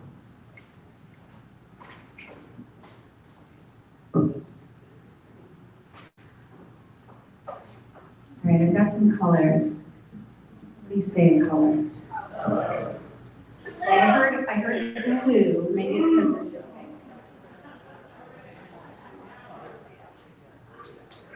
It's where the bunny.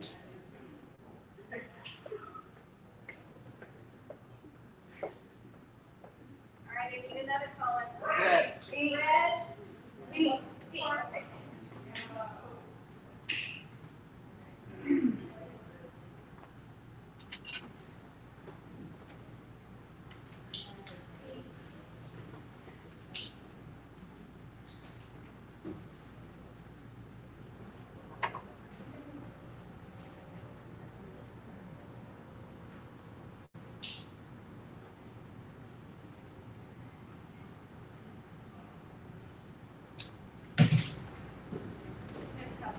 Yellow. Yellow, red, save that for last, thank you. I didn't give instructions. Green. Green. Green. Green, I don't have green. Teal, I have purple, and I already kind of used, I've got.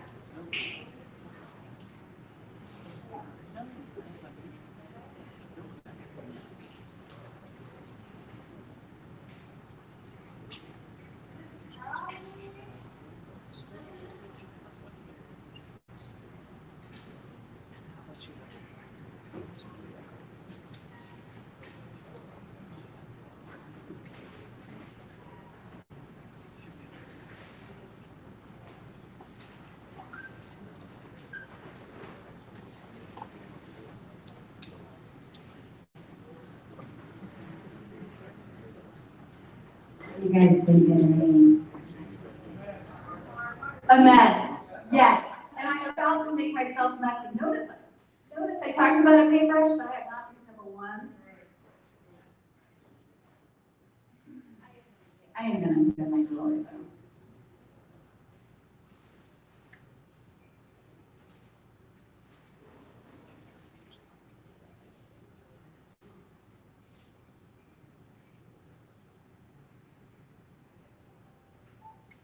Normally I'd use plastic so I can see through, but I decided to try something different.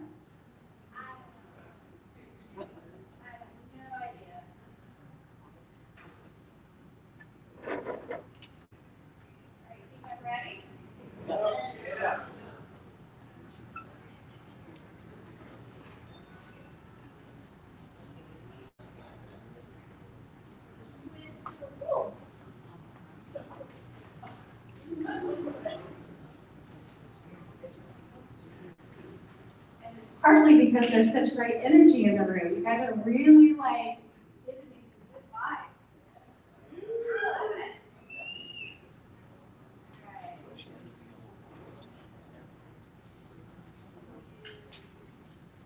More purple. I saved yellow and painted the sides purple.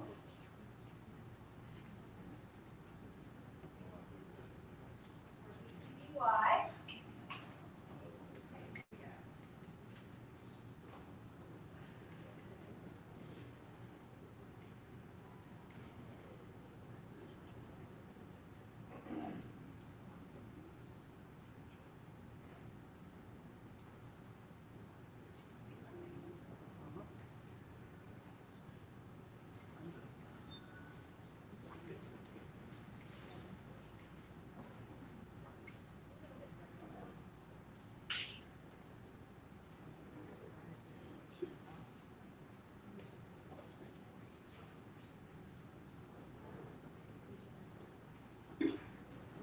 You guys are worried how you're signing your name.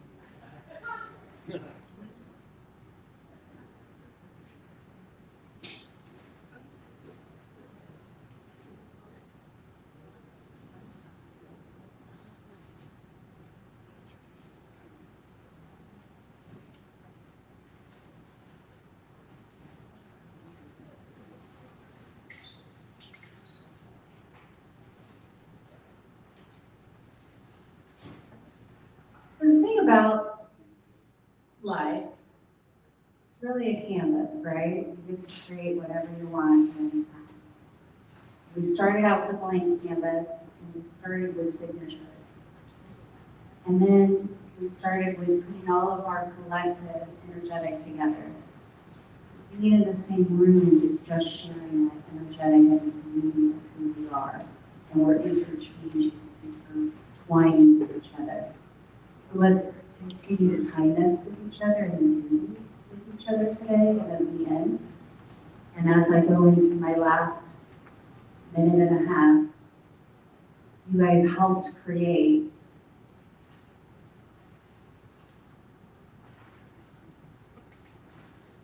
this moment of no excuse.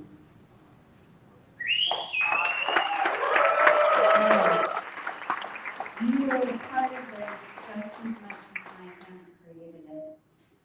So thank you.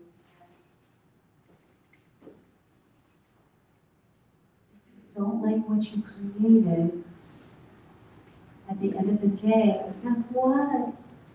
You get to wake up the next morning with a blank canvas. Create something new. And create the life that you want. We only have one. And show of hands, how many people in this room are willing to help someone if they give them, if you call saying, I need help, raise your hand. So you do not have an excuse at all. Because every single person I believe in this room raised their hand. There is someone here to help you achieve whatever you want to achieve. Go do it and have a blessed day. Thank you very much.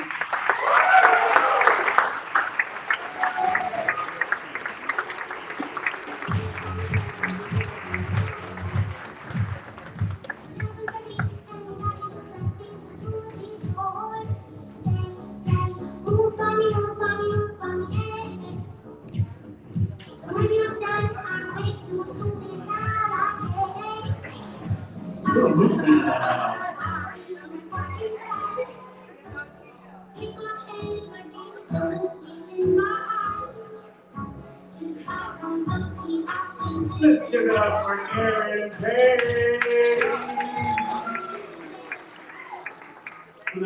Here's something that I observed up here while Aaron was up here.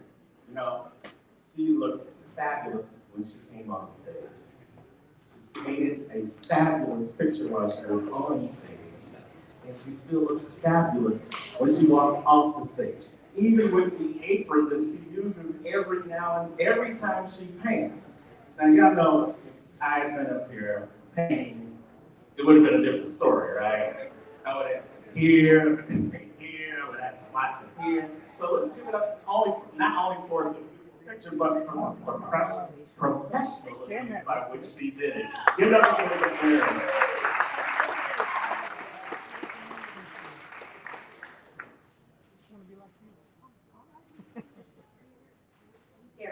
You know what? Word makes a difference. Flyer. No. Even. QR code? No, right there, that's the workshop. That's the workshop. That one. Top left.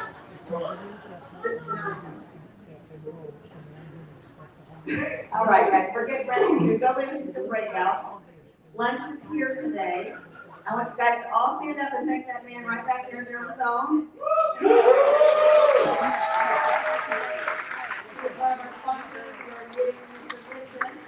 So I know we had it Wednesday, but you know, hey, if somebody's willing, what do? We eat it. We say thank you because it was fantastic. Yes, it was. Right? So that is here, so don't have to go anywhere. It's a lunch networking.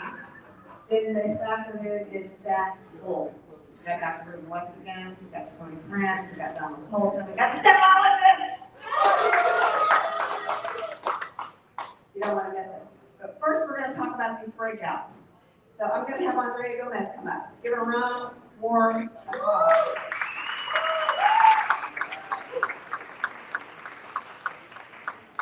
Hello, everybody. Oh, everybody's awake. Are you guys ready to become a better you today and shine and know how to manage the media? Yes. If somebody in this room that is being on TV, interviewed by any reporter, and shine and talk about your expertise, anybody? Awesome, okay. The rest of you know how to promote yourself, how to promote your business, how to become an expert and authority on the media? Okay, that's what I'm gonna be teaching.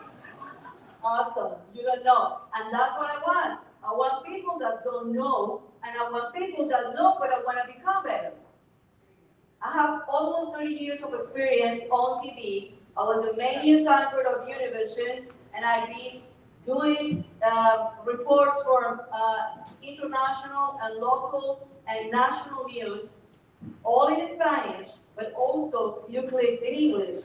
But I have access to the media in English and Spanish. And it's very important for you to know that if you have an expertise on something, that if you want to promote your business, and how to get exposed to the media, not just buying media, not just paying advertising and video advertising. So I'm going to be teaching that. I'm going to be teaching from just something simple of how to talk to the camera, how to deal with the media crisis, how to become an authority with the media. So my name is Andrea Gomez, and I will wait for you guys at the workshop. Thank you, Andrea. So make sure you go check out that information in her workshop right after this. But now we're going to welcome to the stage Tammy Alvarez, the success multiplier. Hey everybody, who has their business exactly where they want it today? Any room for growth? That's what the success multiplier is about. We are in an age of disruption. AI, market shifts, and if you're not freaking out, your clients are.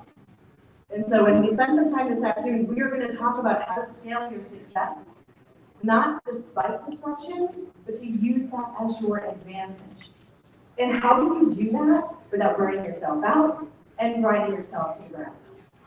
So we're going to spend an action-packed hour, not talking, or a little talking, but doing, and looking into your to see how do you scale in a way that energizes you.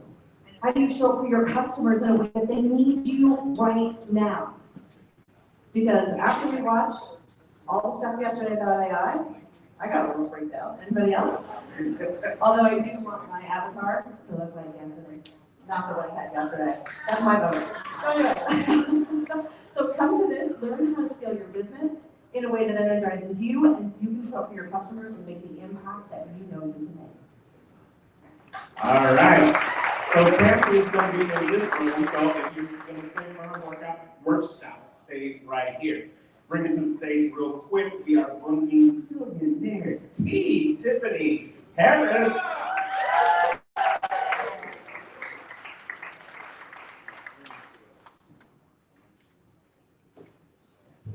Good morning, everyone. Well, I am teaching a workshop today that is going to teach you how to release the things that are out of your control. For those who don't know, I had a stroke and 2 heart attacks in my early 30s because I didn't know how to release and let go. And I was a people pleaser, and I didn't know the word no. So my workshop is action-packed with interactive games and different things like that, because we don't want to just sit around and talk about our trauma stories. We want to talk about how to get out of those things and release them, let them go, so that we can move on with our lives. We're also going to take some Billionaire Tea. So join us in the Release Thrive workshop. Thank you. All right, so let's see how to rise and release in her workshop. And you heard them this morning, but let's bring back to the stage the Activate Your Power Network team.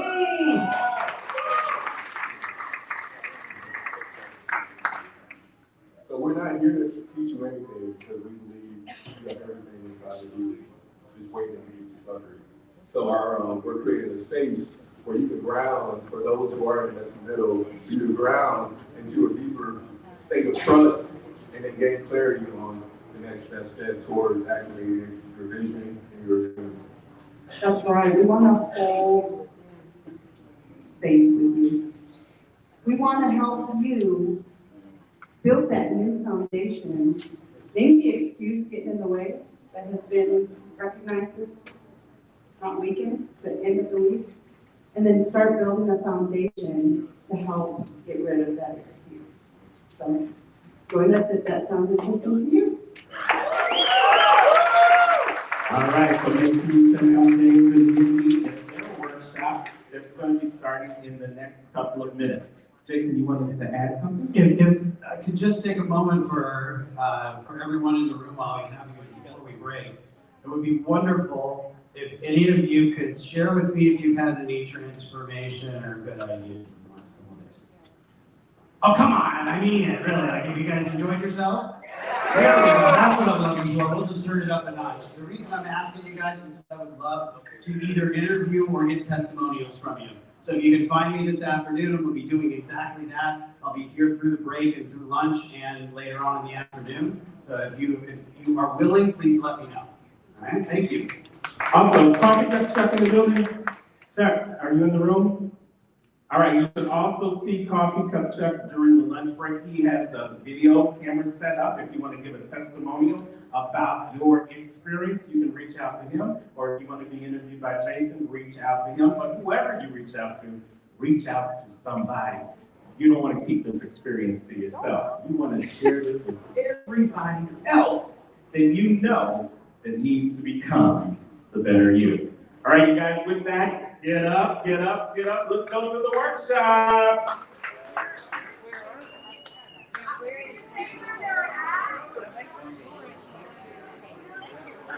All right, so if you are sitting here for Tammy, Tammy is in this room. If you are doing the other 3 workshops, there are the 3 rooms out this door to your right.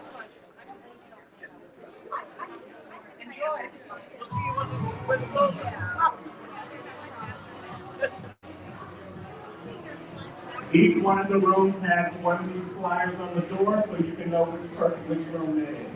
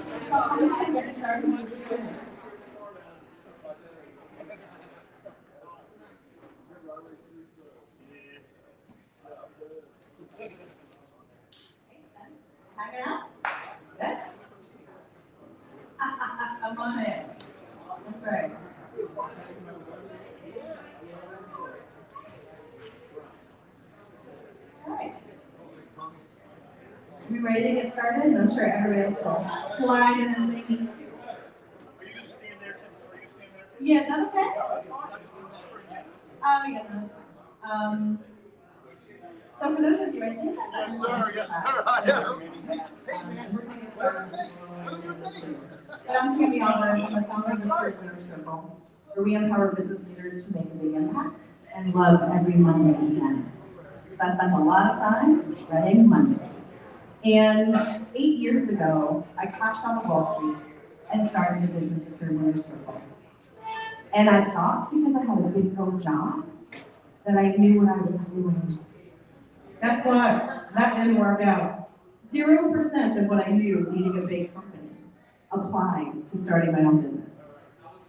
In terms of the skills, abilities, and so another here's the secret, I am stubborn. So I don't just make mistakes once, I gotta make them 2 or 3 times before I figure out if that brick wall hurts. And over the 8 years, I've had various fits and starts with my business. When I started it, I got everything wrong. And then, come on in, guys. Come on in. They don't bite, they nibble. We can have a girls' table and boys' table. Although you can say. We're not picking the boys' table. Although we could like do a competition or something. That's right. I love it. Come on in. And so as I was making these mistakes, and as I was getting really frustrated, because I'm a reasonably intelligent person, why doesn't this work? And I listened to all the experts, and I did all the things they said to do.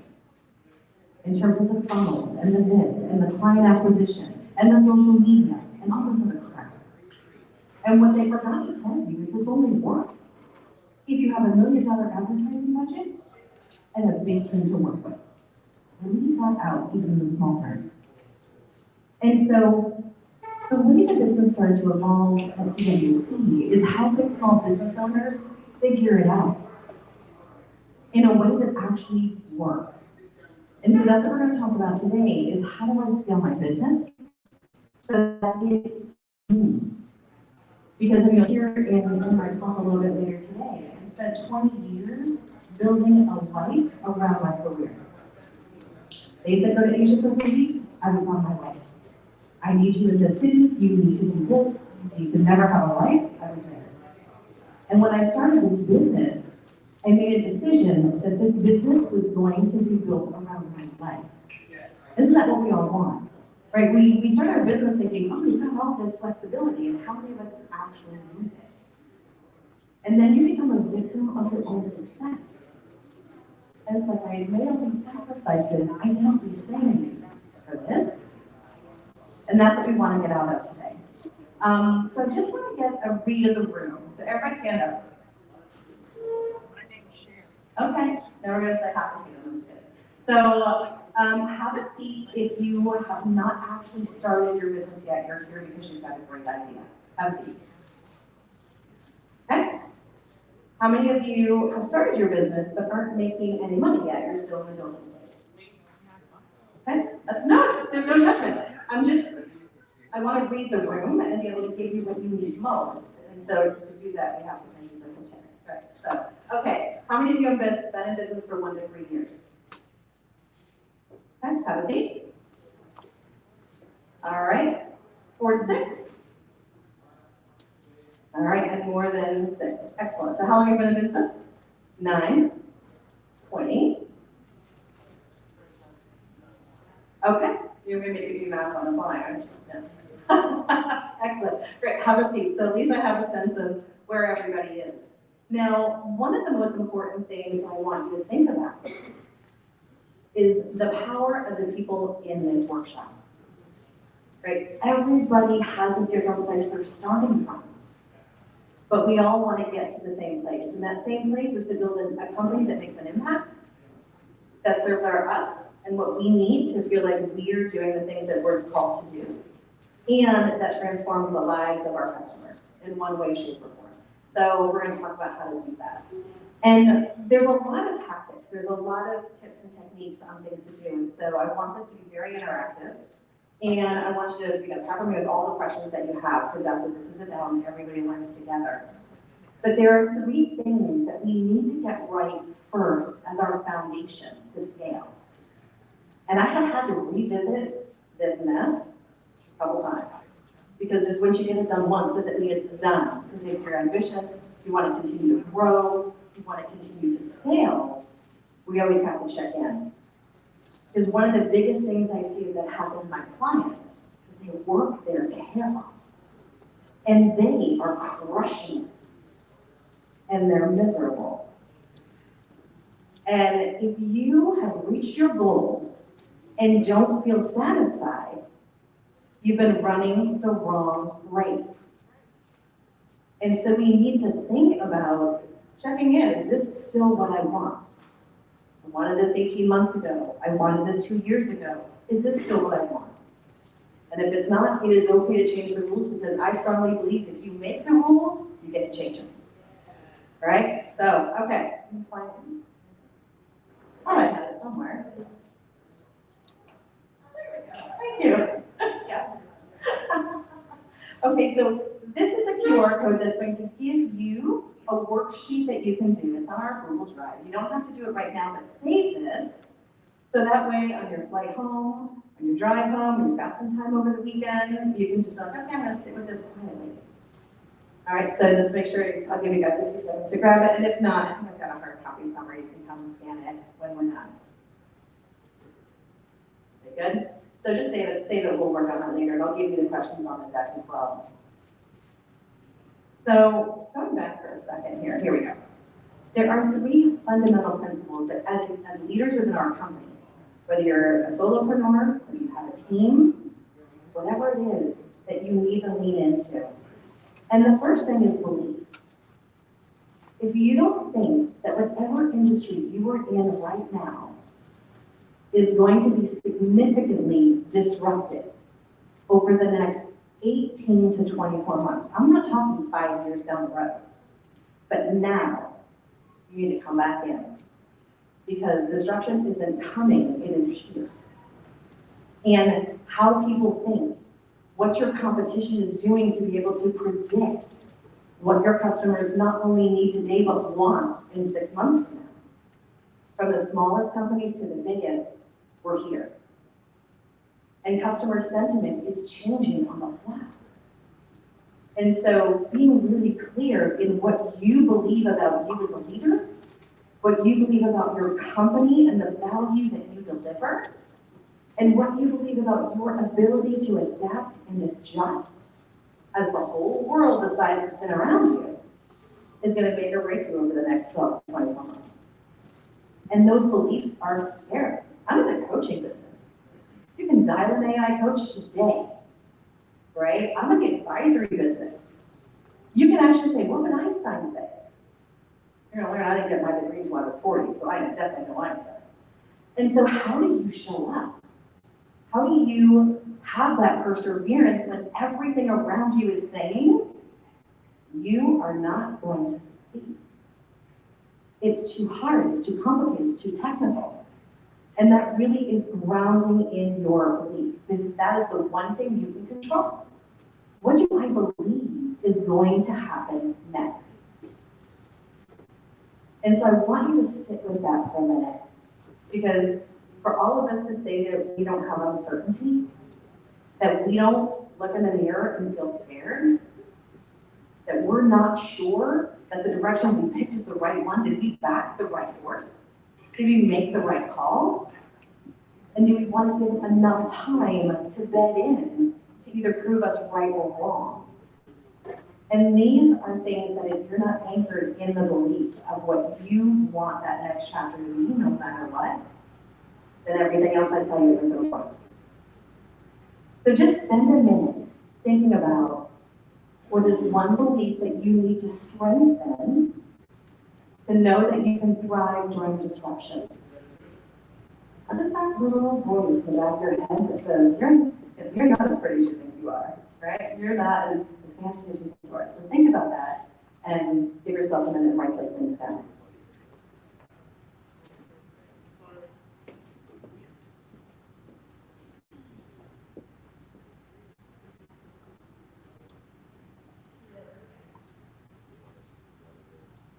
prompts for you to think about as you're getting through that.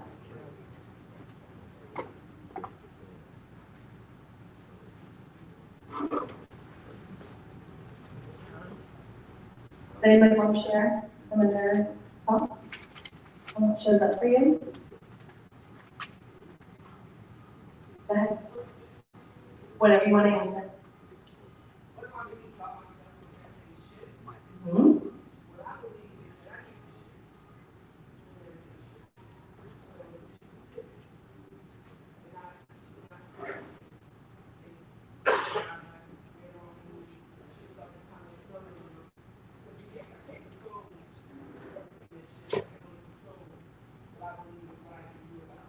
Right. Okay. And you also heard our conversation that hope is not a strategy, right? I hope this administration isn't going to take away all my government contracts, right? It's not a strategy. Yeah, exactly.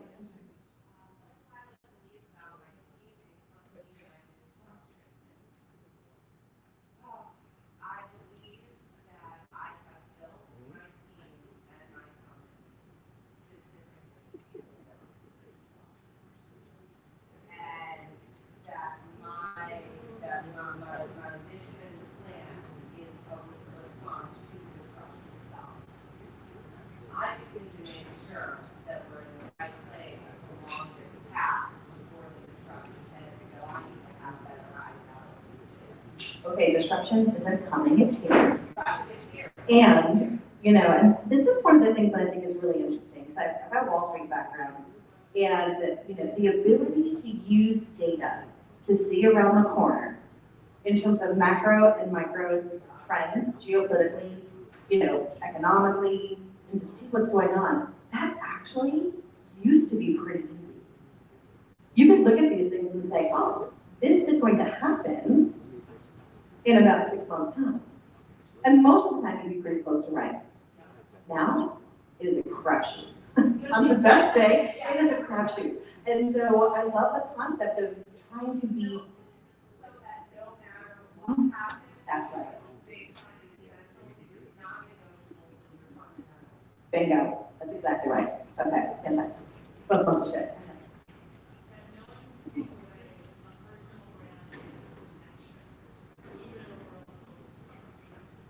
That's 100% true. And not only can no one take it away, here's the beauty of technology disruption.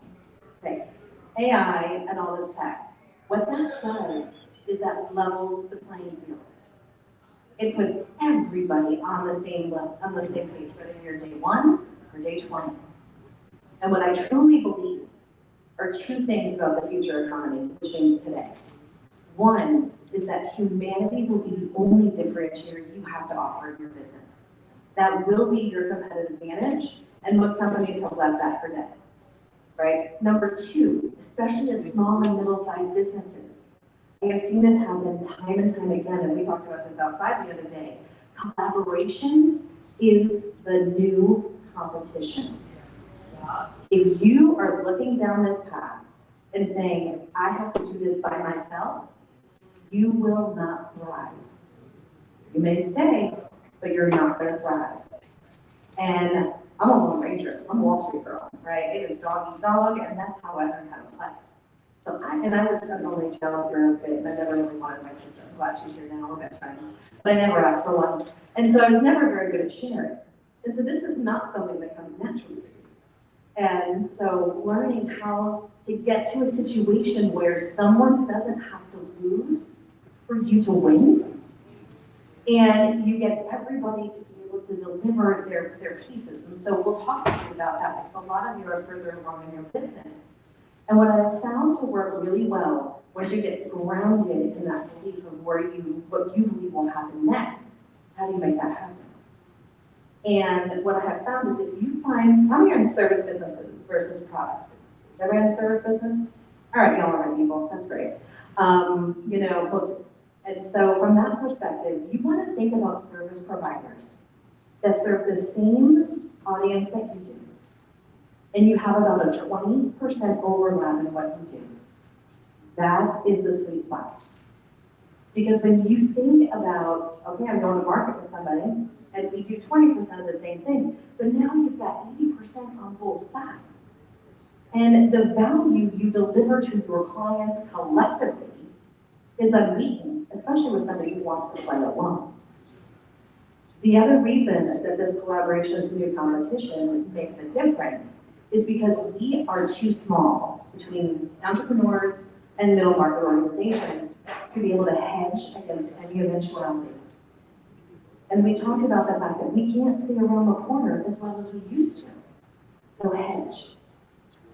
You're not sure which way it's going? Find partners in the 4 or 5 different ways that things can go.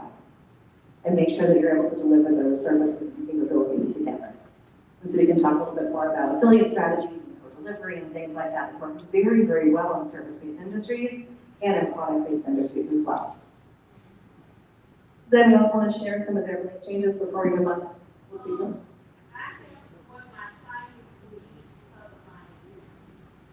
Okay. Okay. And what about your experience is something that they can't get anywhere else?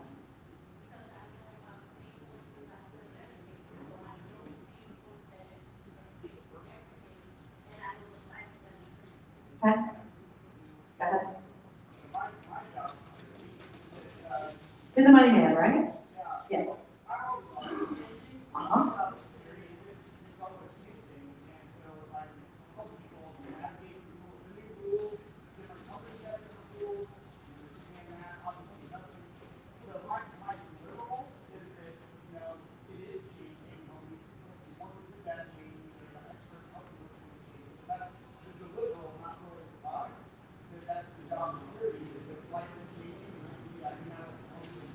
Yes. Yes. Well, that is the ultimate advantage, right? So, like I have something AI doesn't, right? So we'll go here and then we'll hit the voice table. Okay.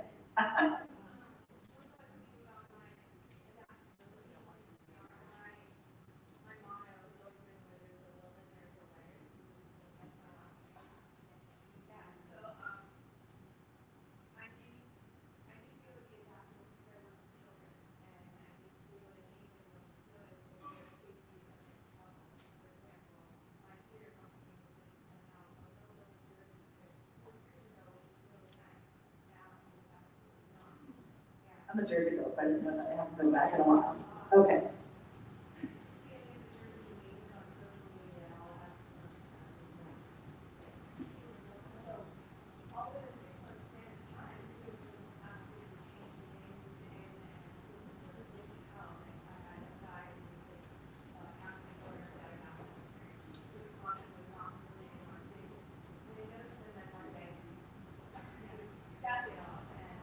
For the whole world to see.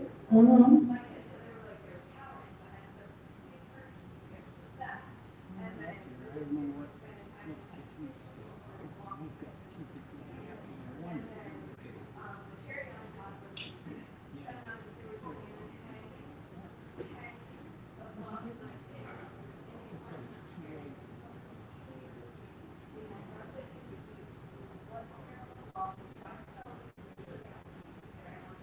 That's no suicide.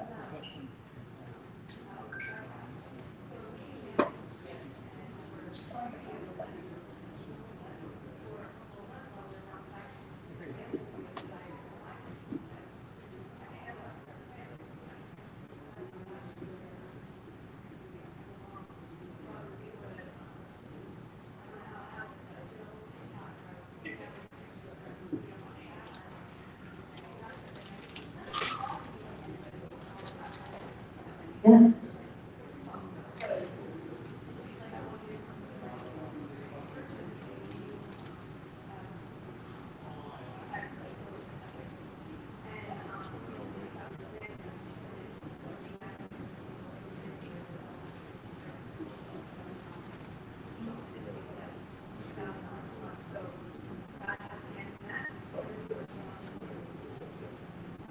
And your belief is that you are there as a steward for these kids, no matter what, right? Love that. Okay, voice table, and then our next table. Go ahead.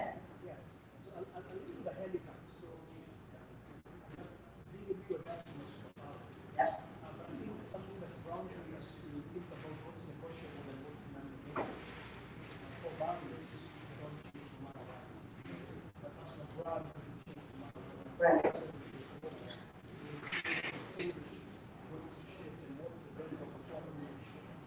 Excellent. Those People are more lonely, depressed, anxious, all of these things. So my team, my company provides an experience, an opportunity for people to actually have genuine connection and build conversations. Those family members, friends that they didn't have that chance to connect on a daily basis. So that belief is what we just that belief is something further, connect and go to the phone, but further disconnect is real to the person. And they didn't use yes for it, right? We're allowed to use that still, right? Yeah. Anybody else want to share?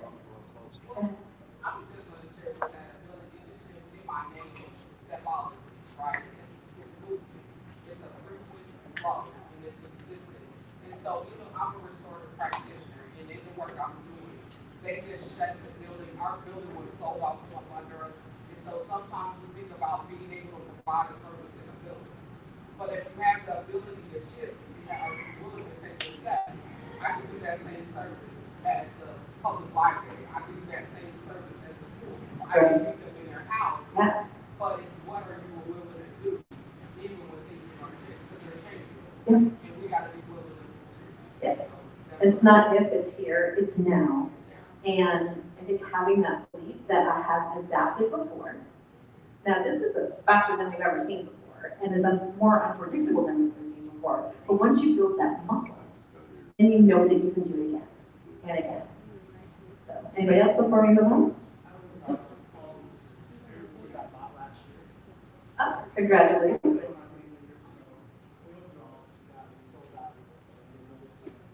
Oh, all right.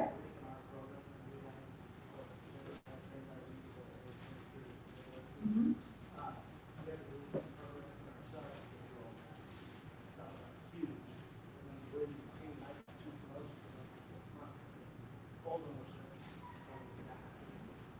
Congratulations. Condolences. Right. So the ability to adapt, program, new ownership, like the culture, protocols, so no other program, team, collaborate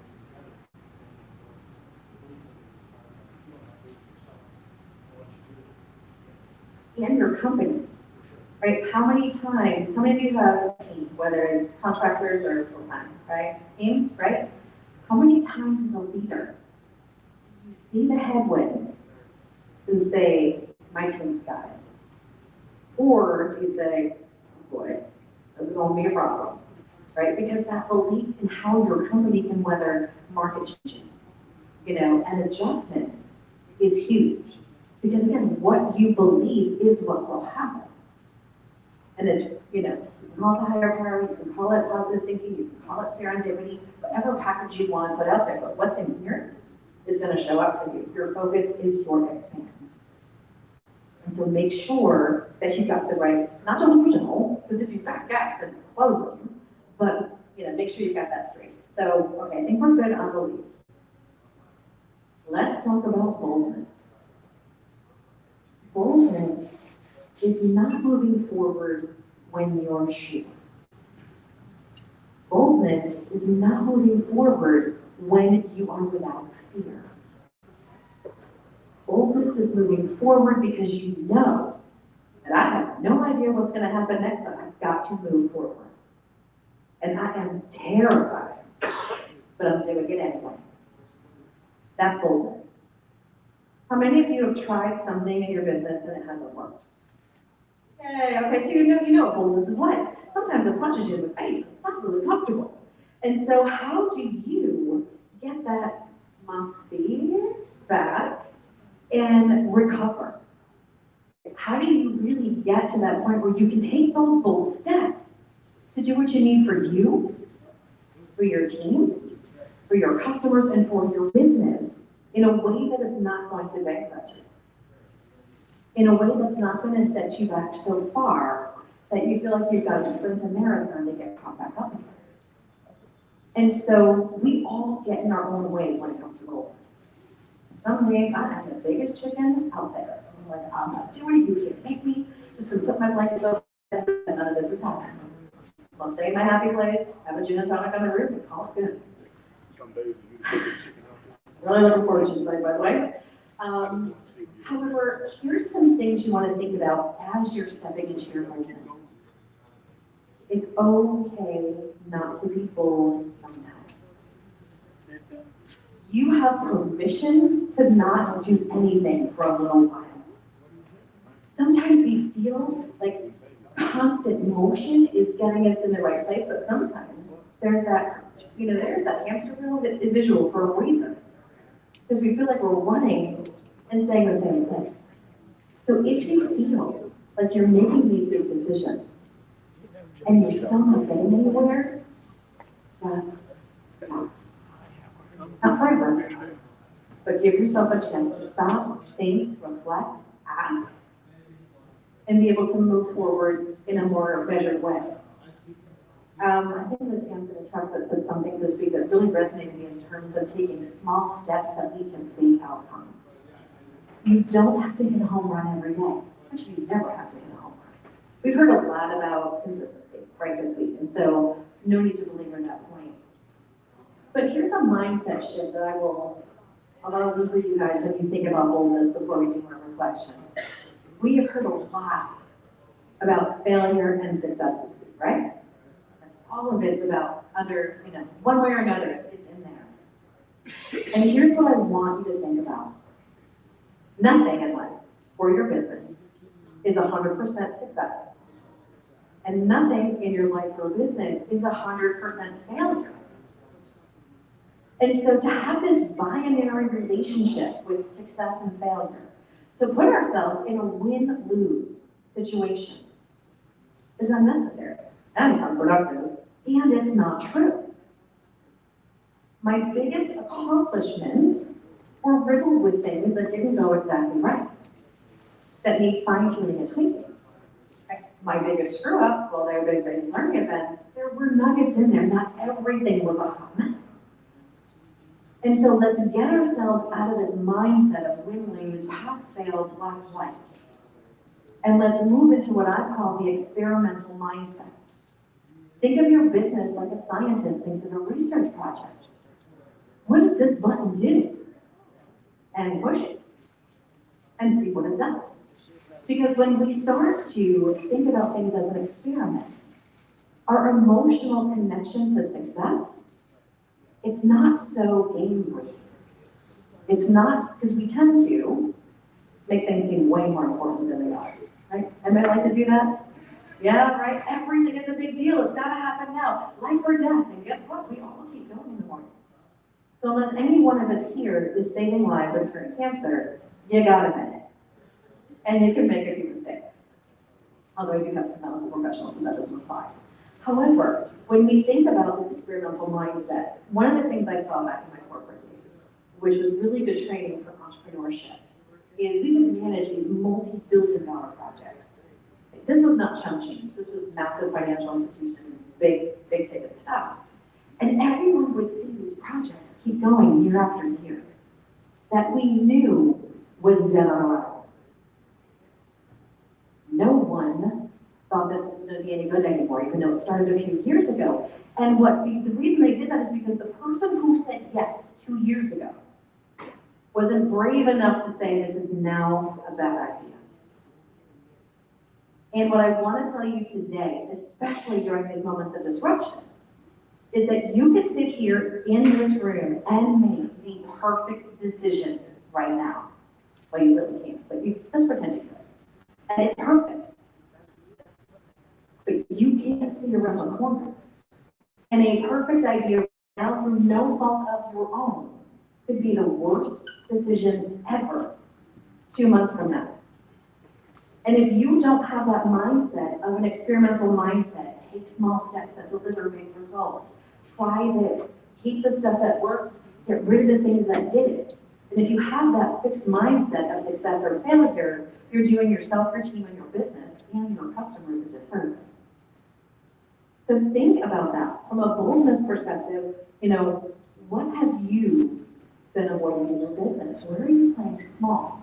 Because if we don't have that experimental mindset, it's hard to take these big decisions because we have so much riding on it. So remember, if you make the rules, you can change them. And so if you don't like how things are turning out, change the rules. So take a few minutes and think about in your business, where can you start playing bigger now that you have this fail-safe mindset? Take a few minutes and think about that.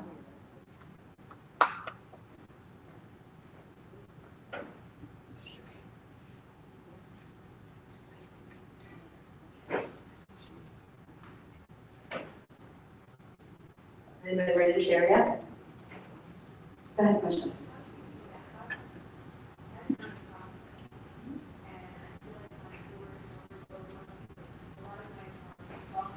Oh, I did it.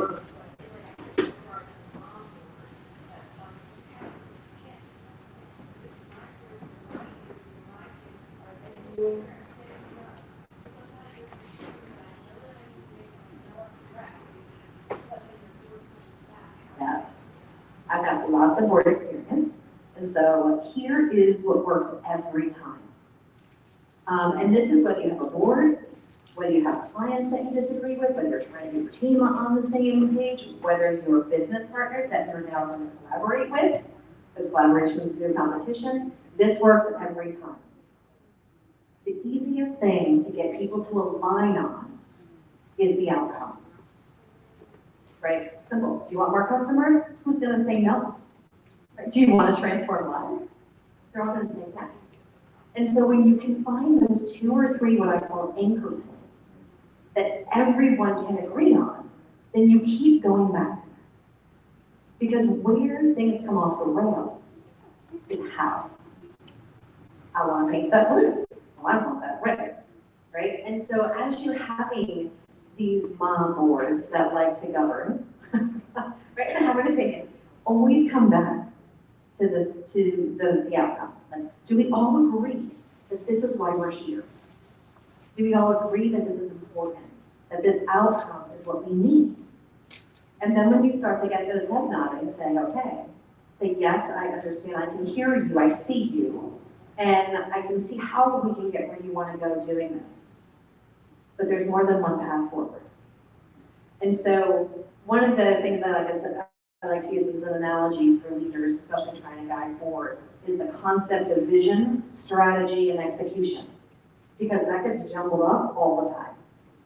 And so when you want to think about it, vision, let's say you want to take a long weekend.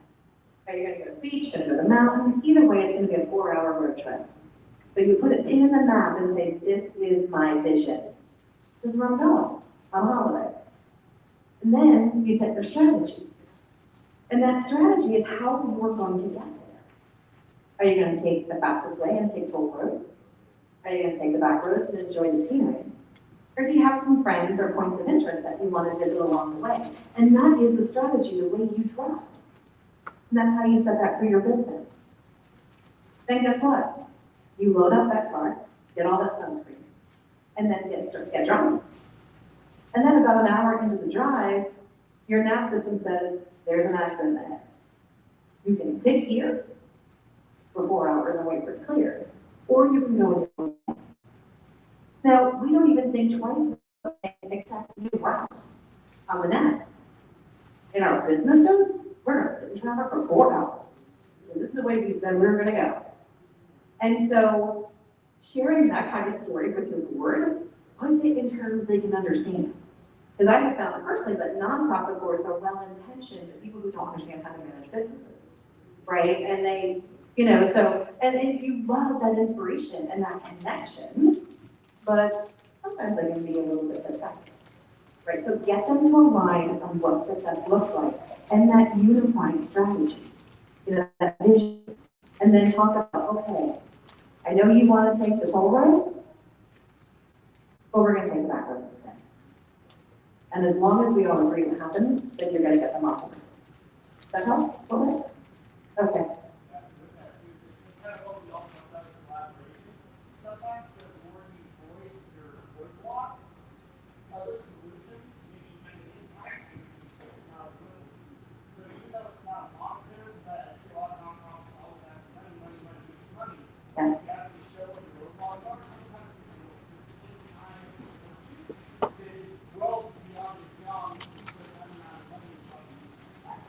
Another thing that works for all of you that are trying to get people on board, because no one wants to hear their baby cry, right?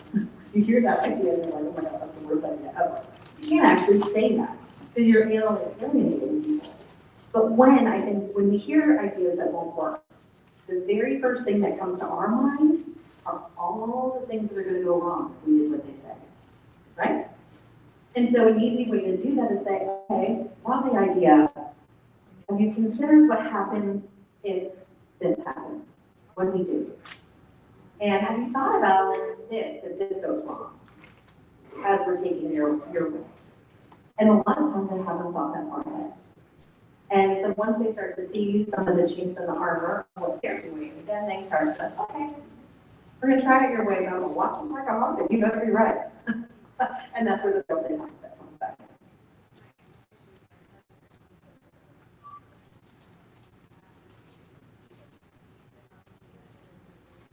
Mm-hmm. Get them all. Yeah. And that's when you ask the questions, what happens if? Do we agree that this is good? And let's try this way, again, small steps that make big results, and let's, and then try it, see how, checkpoints.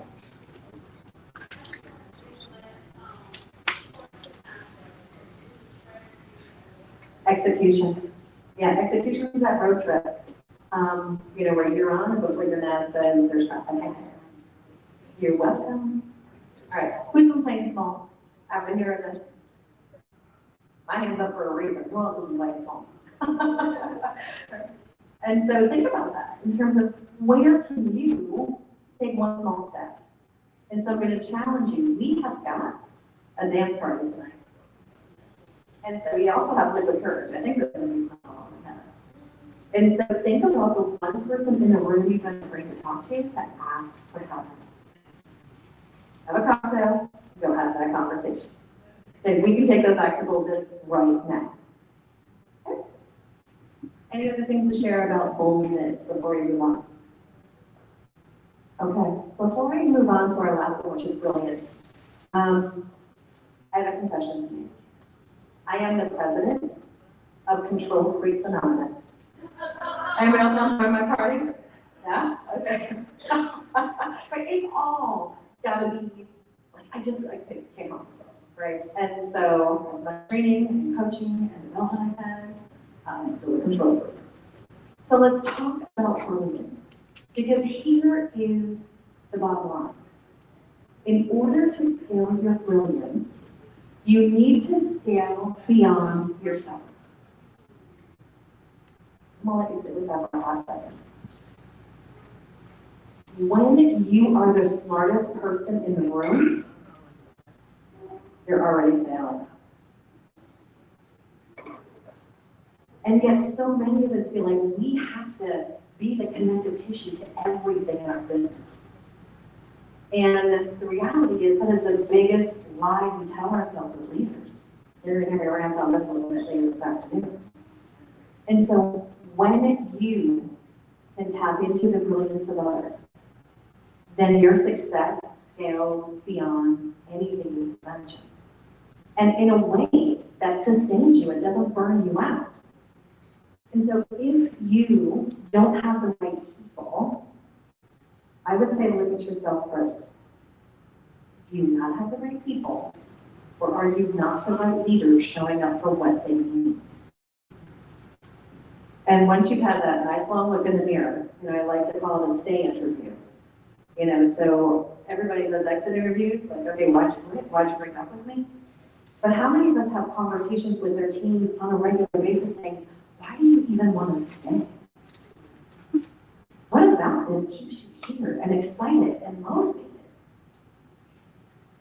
And what would need to change for you to want to change that mindset and not want to be here anymore?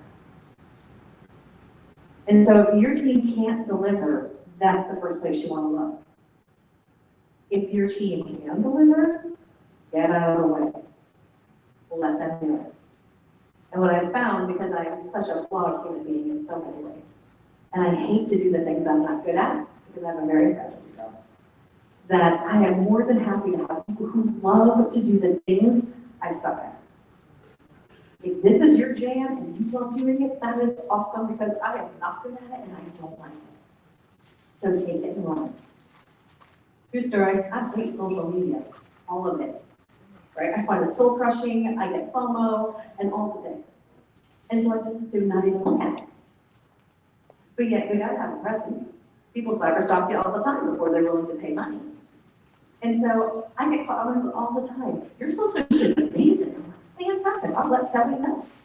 I haven't looked at it in years. Right? We set the strategy and she does her thing. And so you need to make sure that you are around people who want to win as much as you do, who want to serve, who want to make that impact, and who want to matter. Because that is the biggest thing I think people are missing in their careers right now, is feeling like what they do matters.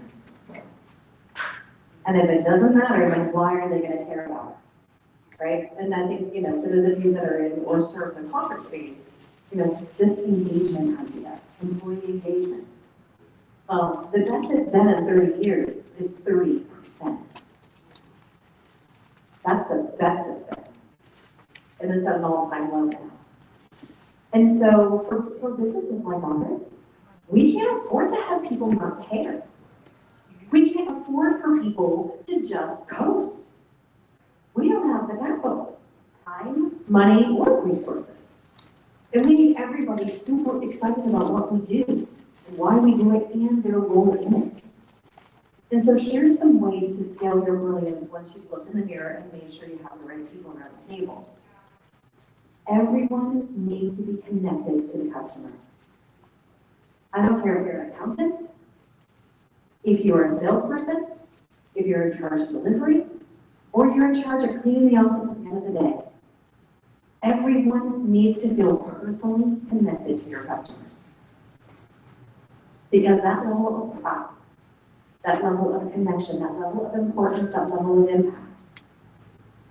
One thing I have found in working with leaders, whether they're in corporate or whether they're entrepreneurs or something in between, is there are 3 things that people care about most. Spoiler alert, it's not money, right? Impact, it's influence, and it's the ability to contribute as part of the team. No one wins alone, and no one wants to go. But if you feel, and I've seen this in corporate probably more than in small businesses, but you hoard information. I've heard a million times, I don't want to tell anybody my good idea because someone's going to steal it. What? True story. And it happens all the time. And so to scale your brilliance, you've got to scale beyond you. When brilliance is shared and not hoarded, then the success of the business, of the individuals that are part of the team, and your customers will grow significantly. I don't use the word exponentially because I'm married to a scientist. He knows what really means, so it's not that true. So that's my trigger word, is exponential. I can't help myself this fall. And so to think about, how do I do this? How do I let go a little bit? How many of us feel like we're too involved in the things that we don't need to be involved in? Right? Okay, so where are you getting tripped up? Let's share a little bit. Where are you getting tripped up? You just took a bite, so that's my job to do that.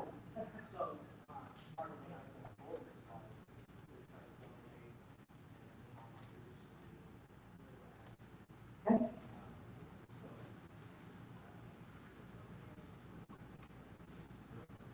Well, okay. In what specifically? Where should you spend it? If you get rid of 90% of what you did, where do you spend your time?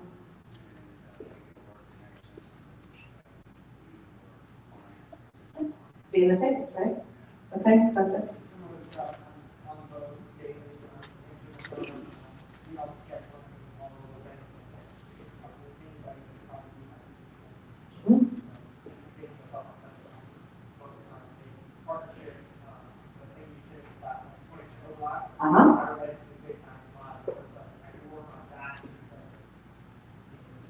Perfect. Anybody else want to share where they're getting stuff?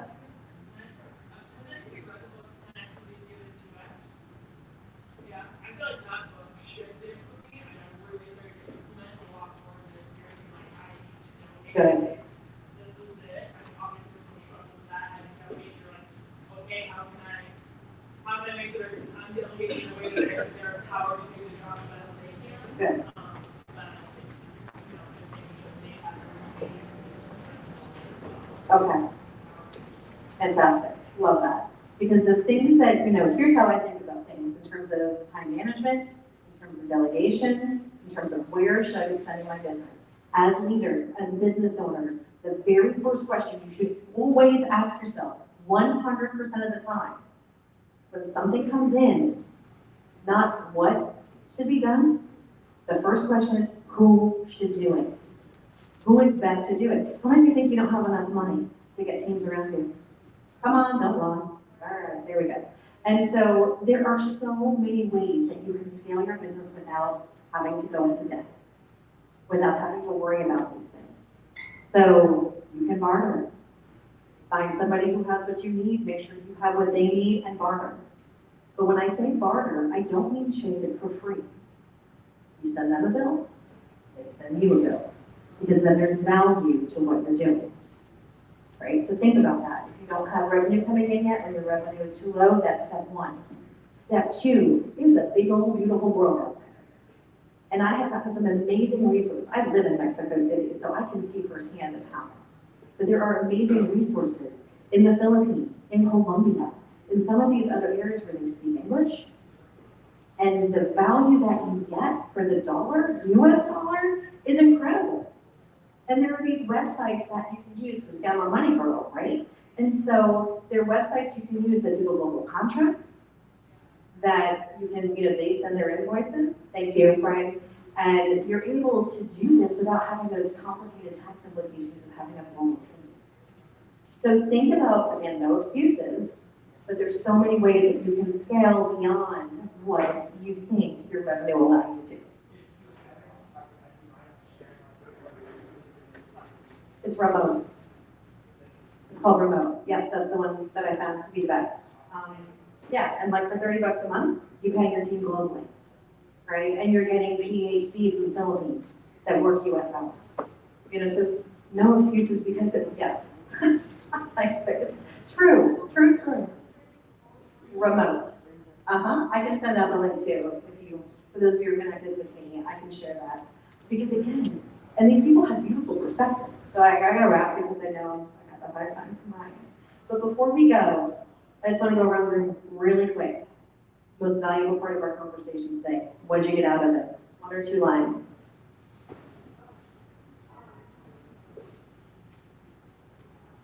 I need to learn how to delegate better. That's my process.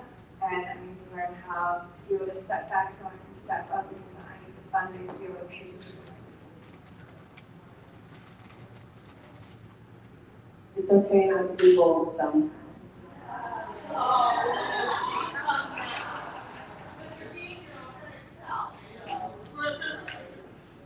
Okay, so I actually have you to say for my trade and takeaway. We have a couple questions yet. But what you brought up about board issues and your advice on aligning what success looks like and bringing everyone back to that shared vision and your the strategy and the execution. I have scale beyond yourself, and that someone else can do. I just got was to find resources in the industry where it needs. I think some of y'all who all have excellent system. So we are seeing what this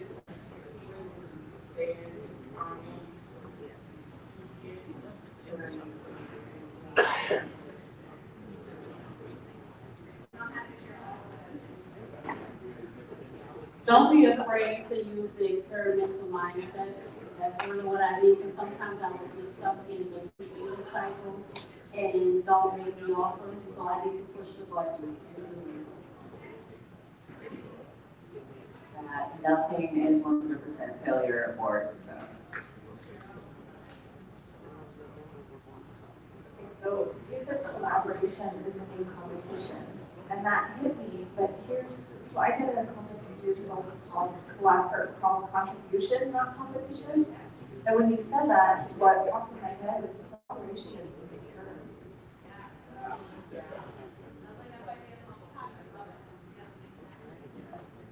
I've systems, I just hired some three people, and I really need is more of a systemized training, so it's not usually. Similar to what Jennifer said, I really resonated with the collaboration, not competition. And so for me, it was the overlap of 20% with partners that you share, audience that I could value from, but also provide value to their clients. So that's going to be the issue for us. First of all, thank you, because after 3 days, I've taken a little bit from everything throughout the last 3 days, but this is the first one that really kind of felt like a social experience. So I appreciate it. But the thing that I took away from here is that everyone in my organization needs to feel connected to the center. Shared brilliance. When everybody shines, the light is brighter.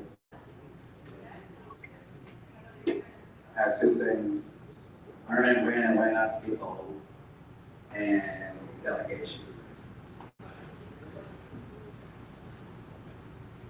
The collaboration one hit me really big, but I love when I looked at that you can't get to brilliance unless you change your belief process. So sometimes we're trying to be over there, but we don't even believe it can happen. There's so much. So be bold. Be bold on it.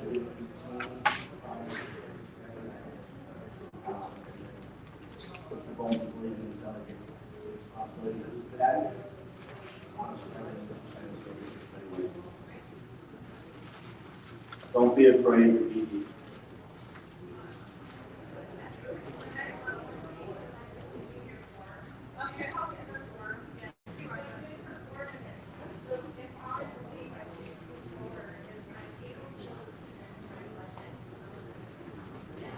Yeah, and again, you know, this is what I do for a living, because I help people avoid the mistakes that I spent lots of years and a lot of stubbornness to have them about this.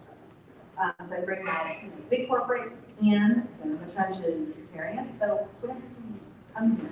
Right, so questions, resources, approaches, do all these things. Happy to serve. Right, so that's why I'm here. So thank you very much today. I appreciate it.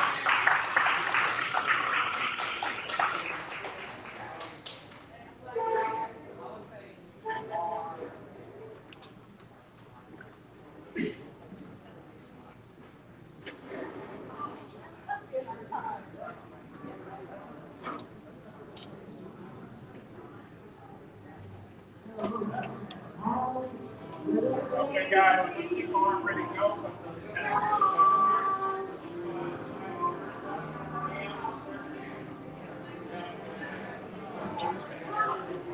I didn't know if you saw it.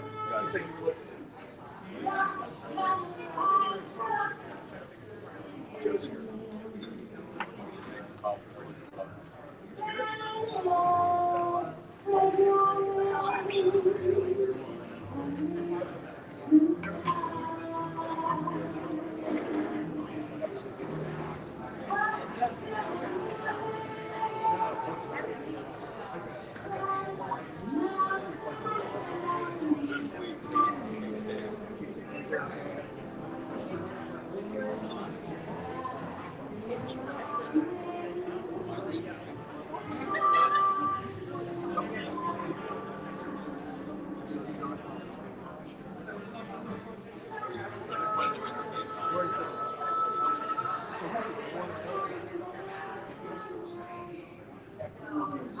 Yeah, but you drove right.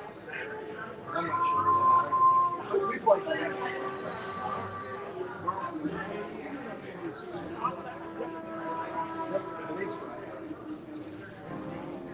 all good.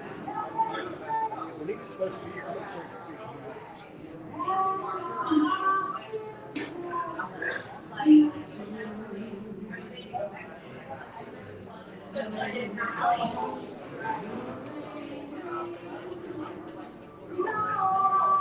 he's came with the changes from last year. I wanted to come over and say hi. Good, how are you? Good. Good to see you. Hi. Kevin. Yeah. Nice to see you guys. Nice to see you. Hey, enjoyed it?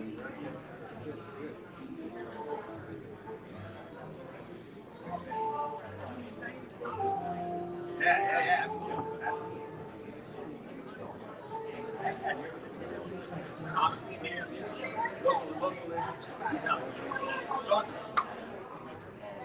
Good. Yeah. Exactly. Right. That's the truth. That's the truth. Especially what time of day. Yeah. Yeah. I said. So there's a K10, I think we'll take you through there. Yeah. I used to be nice. Checking in Tuesday. Yeah. My wife is taking medicine. About 2 years. 3 days a week. She left one time.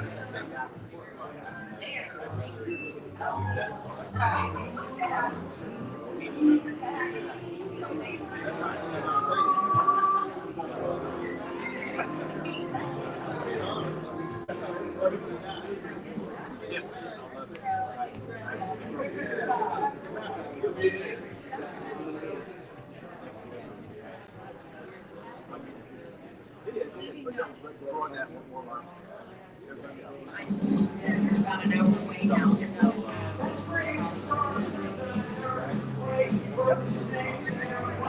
Remember you and me dancing at the event?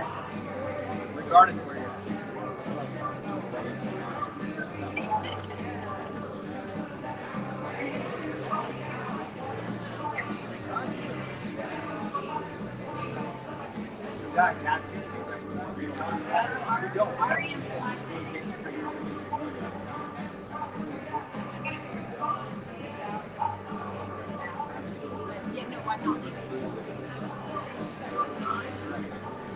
Well, I have, supposedly I have to.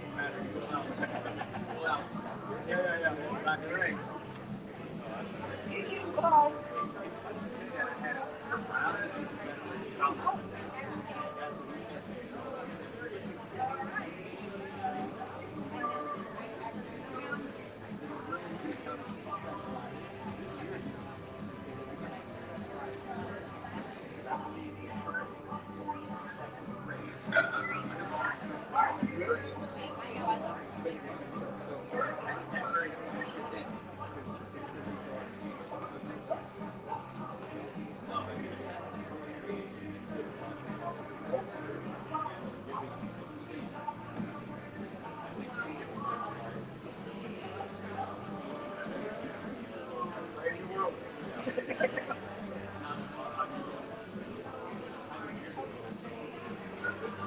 Yeah. Yep. We'll see what happens. One round. Definitely want to come over and say hi to you. Yep, that's right. Thank you. Nice job on that side. Good. Yeah. Pressure off on this. But man, I like my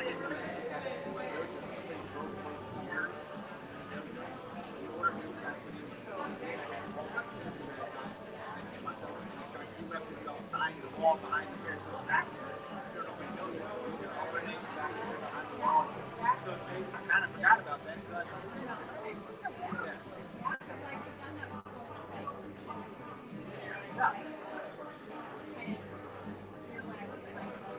Yeah. Yep. But it's layers, right? I love it. Right. We look close and still. Just so cute. Right. Oh, yeah.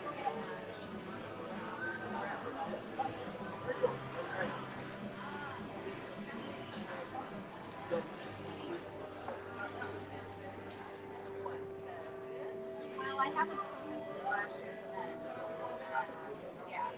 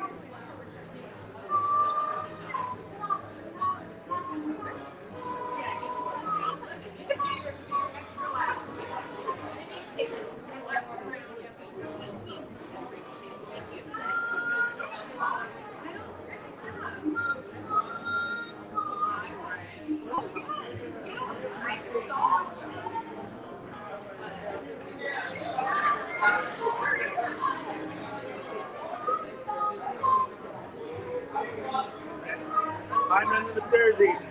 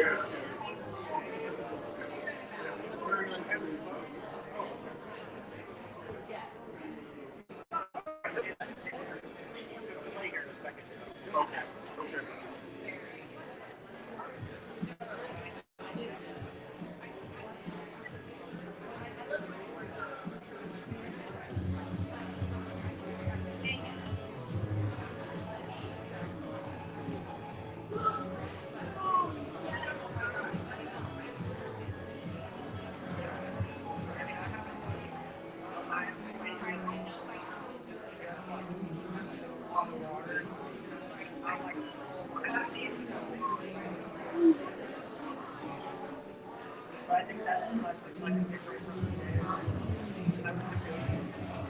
Going.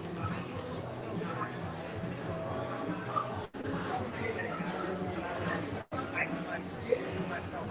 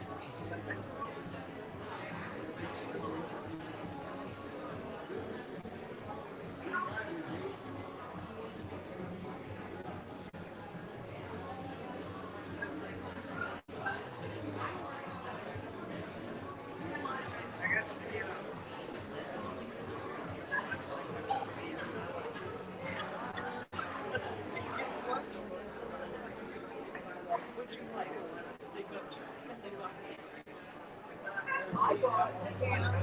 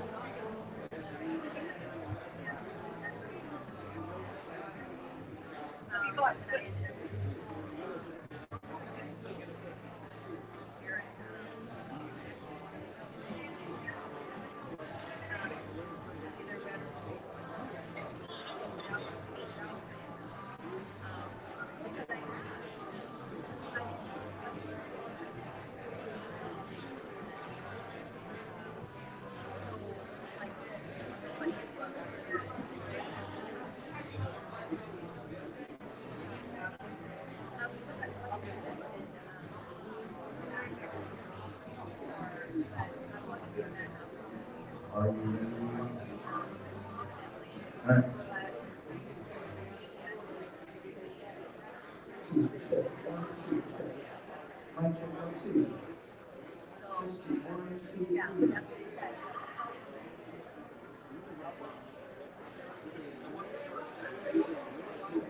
You need a trumpet.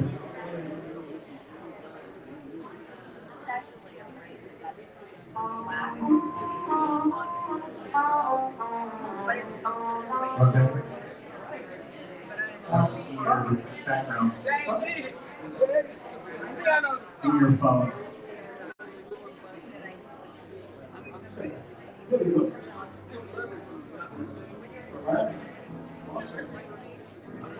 Just amplify. dog, you big fuck good. It's on you. I'm done.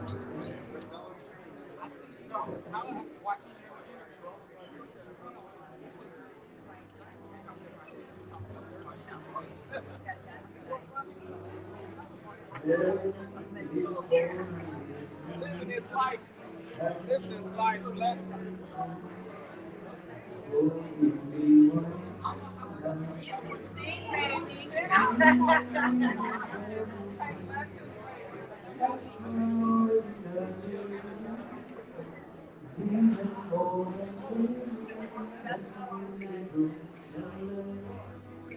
All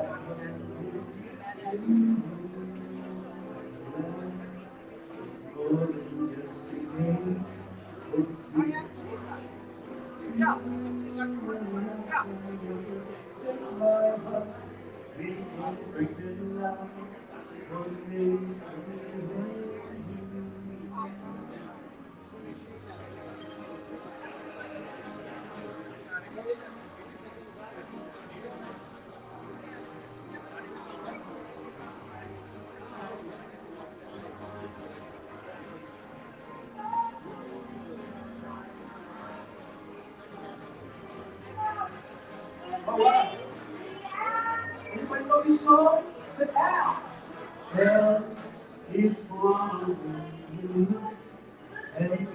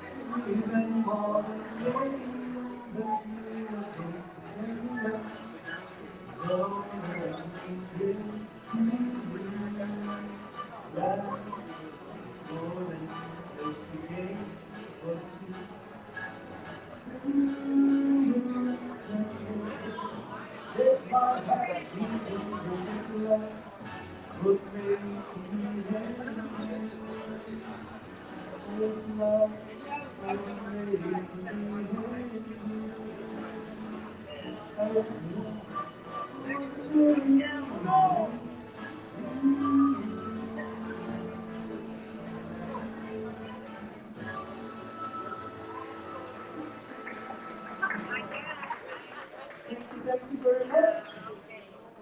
How many would agree that love does make the world go round? Well, you know, one thing I love about BBBY, right, we are a family.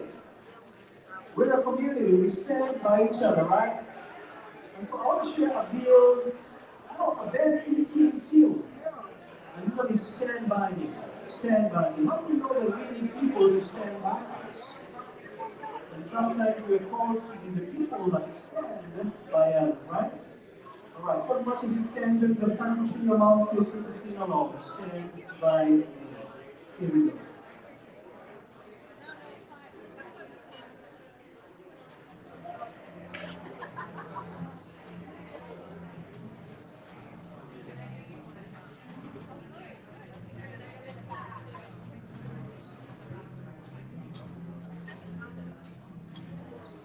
When they know that's right, that's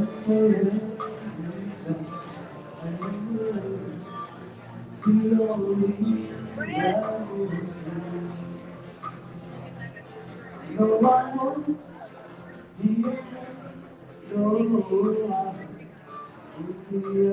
just as long as you stay.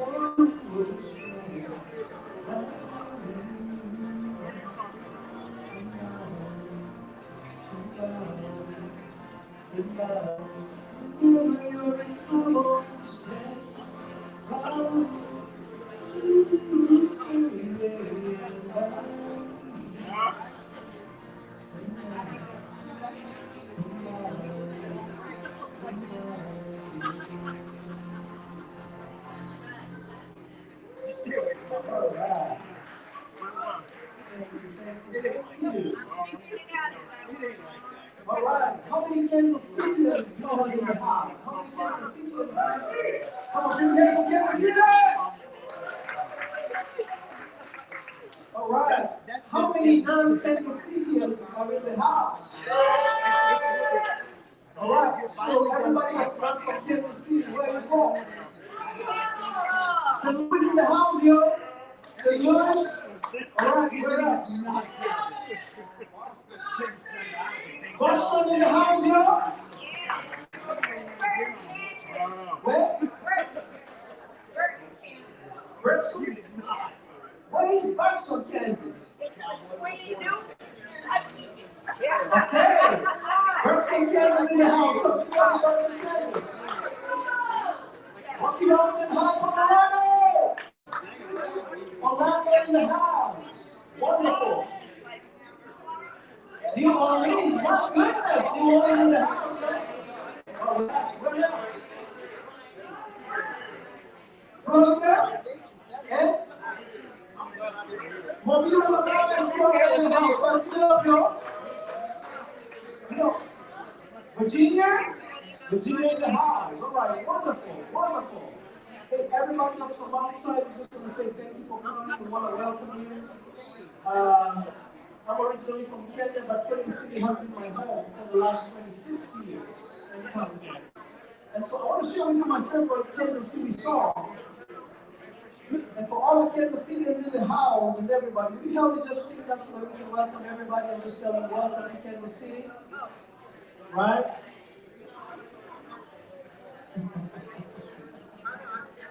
Yeah, the land of the free and the home of the Chiefs. All right, here we go. Here's Kansas City. Kansas City, here I am.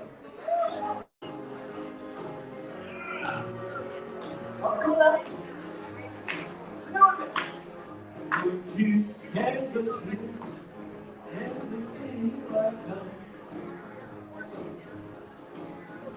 To Kansas City, Kansas City, right now. They got some food there in downtown in the one. Gonna be sitting on the corner, West Street and Pine. Sitting on the corner, West Street and Pine. Well, with my Kansas City baby, and the one of Kansas City wine.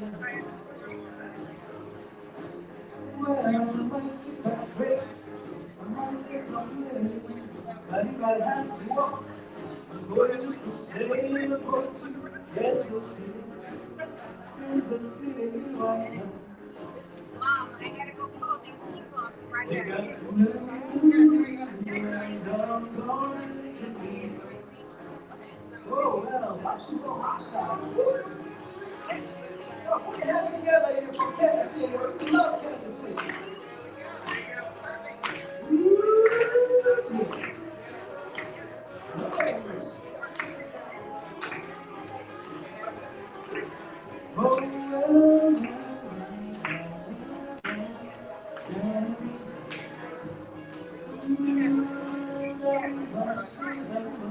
Thank you. No one's gonna die, but if I do, that's the reason why.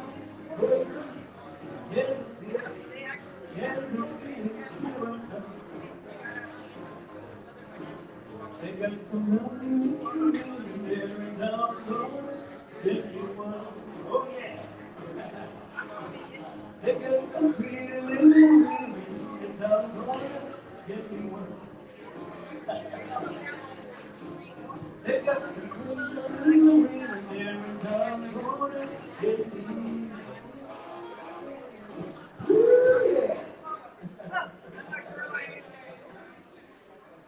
Really wonderful. You know, one of the things I love about Kansas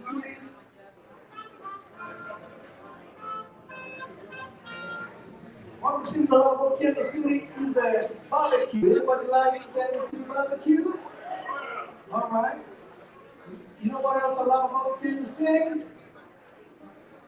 The Kansas City Chiefs.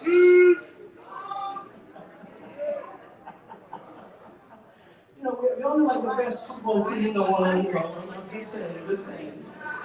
I know Marcus is here, you know. But you know what else about Kansas City? I love jazz. And I love the rich history of Kansas City jazz. And so I want to play just a little jazz standard. This one is by Fats Waller.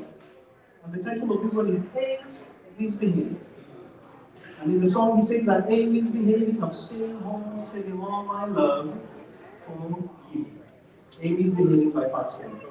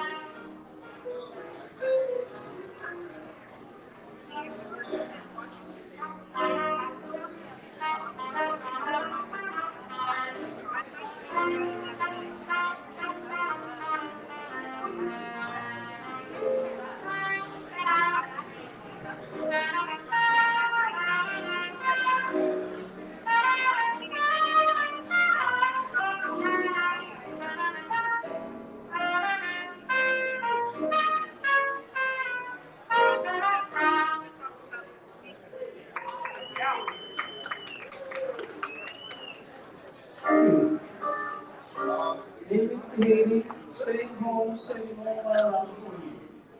All right, Brian, would you check that trumpet mic one more time?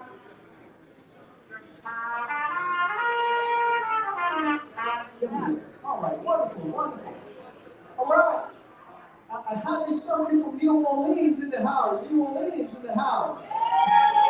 Come on, give it up for New Orleans. You know, we can't have somebody from New Orleans and not do a little bit of some New Orleans jazz, right? All right. So he's one that everybody knows. This one is behind the scenes. Go marching in. I want to be in the number. Anybody else want to be in the number?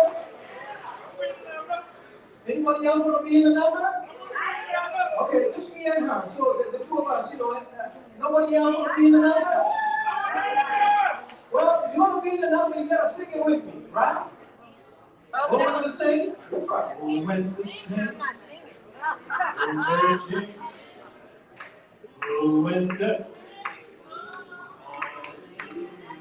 Lord, I want to be. Oh, when the sing, oh, when the sing. Oh, when the sing, oh, when the sing. Go marching, go when the Lord, I want to be. Oh, when the sing. Give yourself a round of applause. That was wonderful. That was wonderful. Well, that was the warm-up, all right? Now, we got the lyrics down. We got our voices warmed up. Let's do it, right? All right, here we go. Oh, when we sing.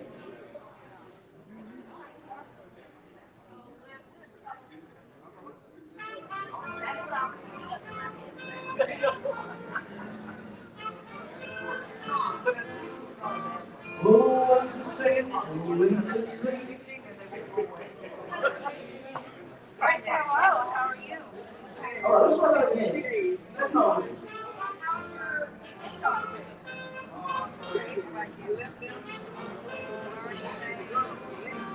Oh, when you sing, oh, when you sing. Marching, when the saints go marching. Oh, Lord, to be in the number. Where did my choir go? Oh, when the saints go marching. Oh, when the saints go marching. When the saints go marching. Oh, Lord, to be in the number. When the saints go marching.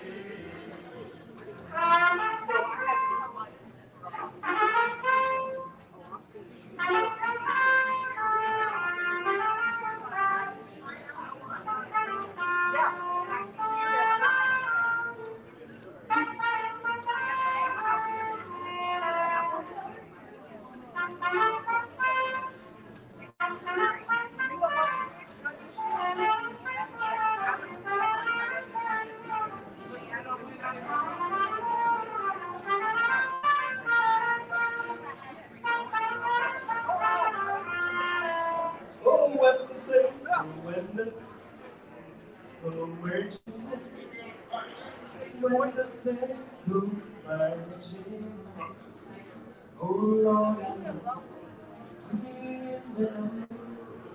Oh, when the saints go marching.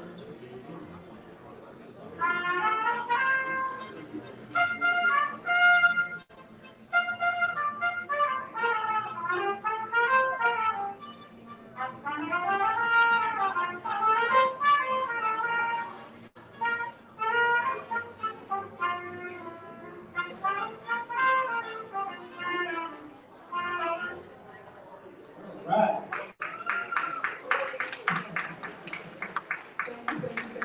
Thank you very much. When the saints go marching in, I don't want to be in the number. All right. Anybody love some Motown? Any Motown fans in the house? All right, all right. Well, this next tune here is by Gil Wheelers. Gil Wheelers. And we'll just say it's just the two of us. We can make it. We will fly, just the two of us. And when I look at BTBY, it's not just the two of us, it's just the all of us, right? We can all make it, we fly. So here we go. Help me sing this. Just the two of us.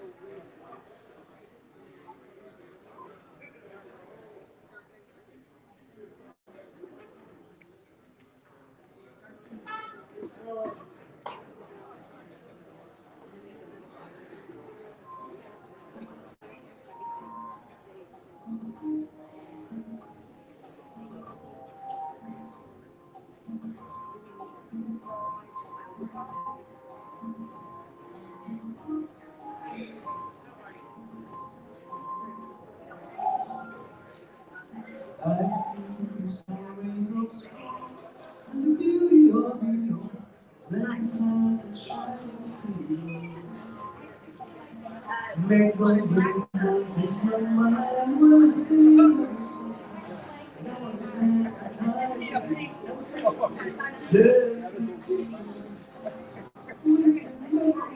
it fun just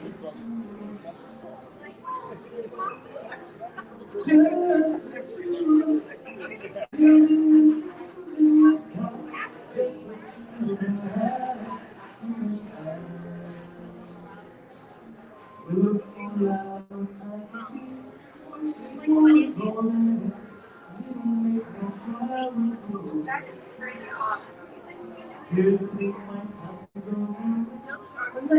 That's a great idea.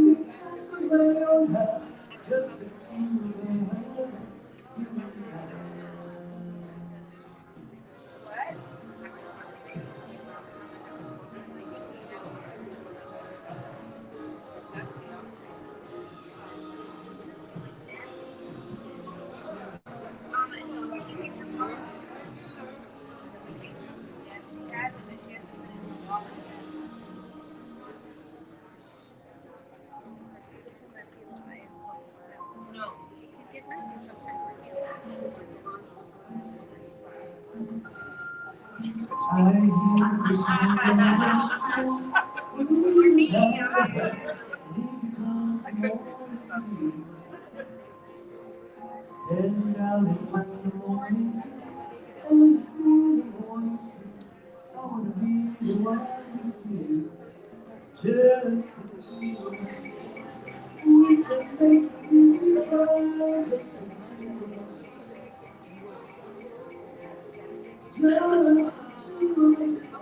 Feeling the very own time.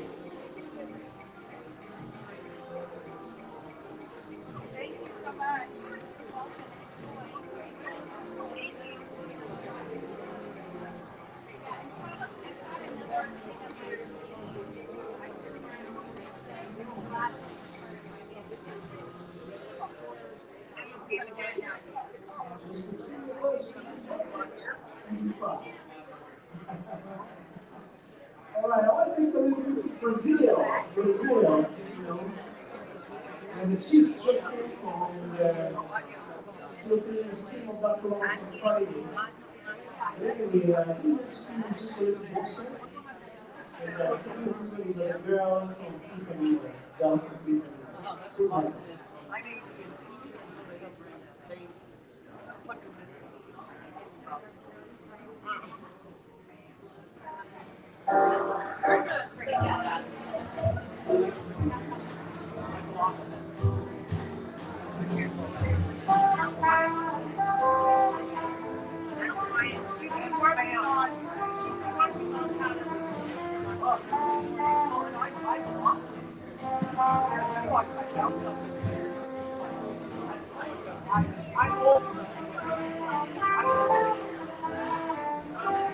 Hi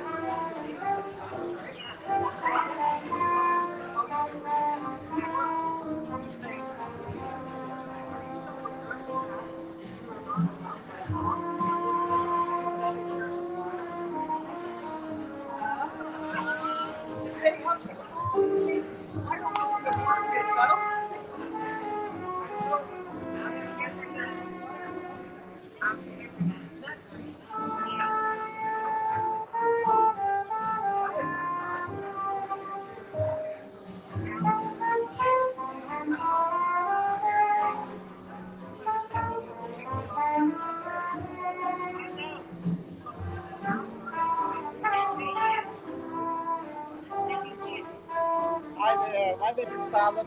Hi, Solomon. I'm Tiffany. My name is Tiffany. Tiffany, yes. Your beautiful daughter, Thank you. whom I saw in Kenya. So I'm from Kansas City too. Okay. But I was in Ethiopia with Lulu and was beautiful speech. How is your daughter doing? She is doing amazing. She's a senior in high school this year, so she's in her. How old is she? She's 17. Okay. My daughter is 15, so Yeah, so she's coming to Africa next year to speak to the youth. where? Kenya. She's coming. My daughter's going to come back to Kenya next year so that she can be a speaker and speak to the youth. Yeah. So if you're able to bring your daughter, that would be really cool. I would be there. I probably would bring my daughter. Yeah. To see that. Because my daughter is very interested in helping the youth and teaching the youth. Right. You modeled it. Yeah. I can see.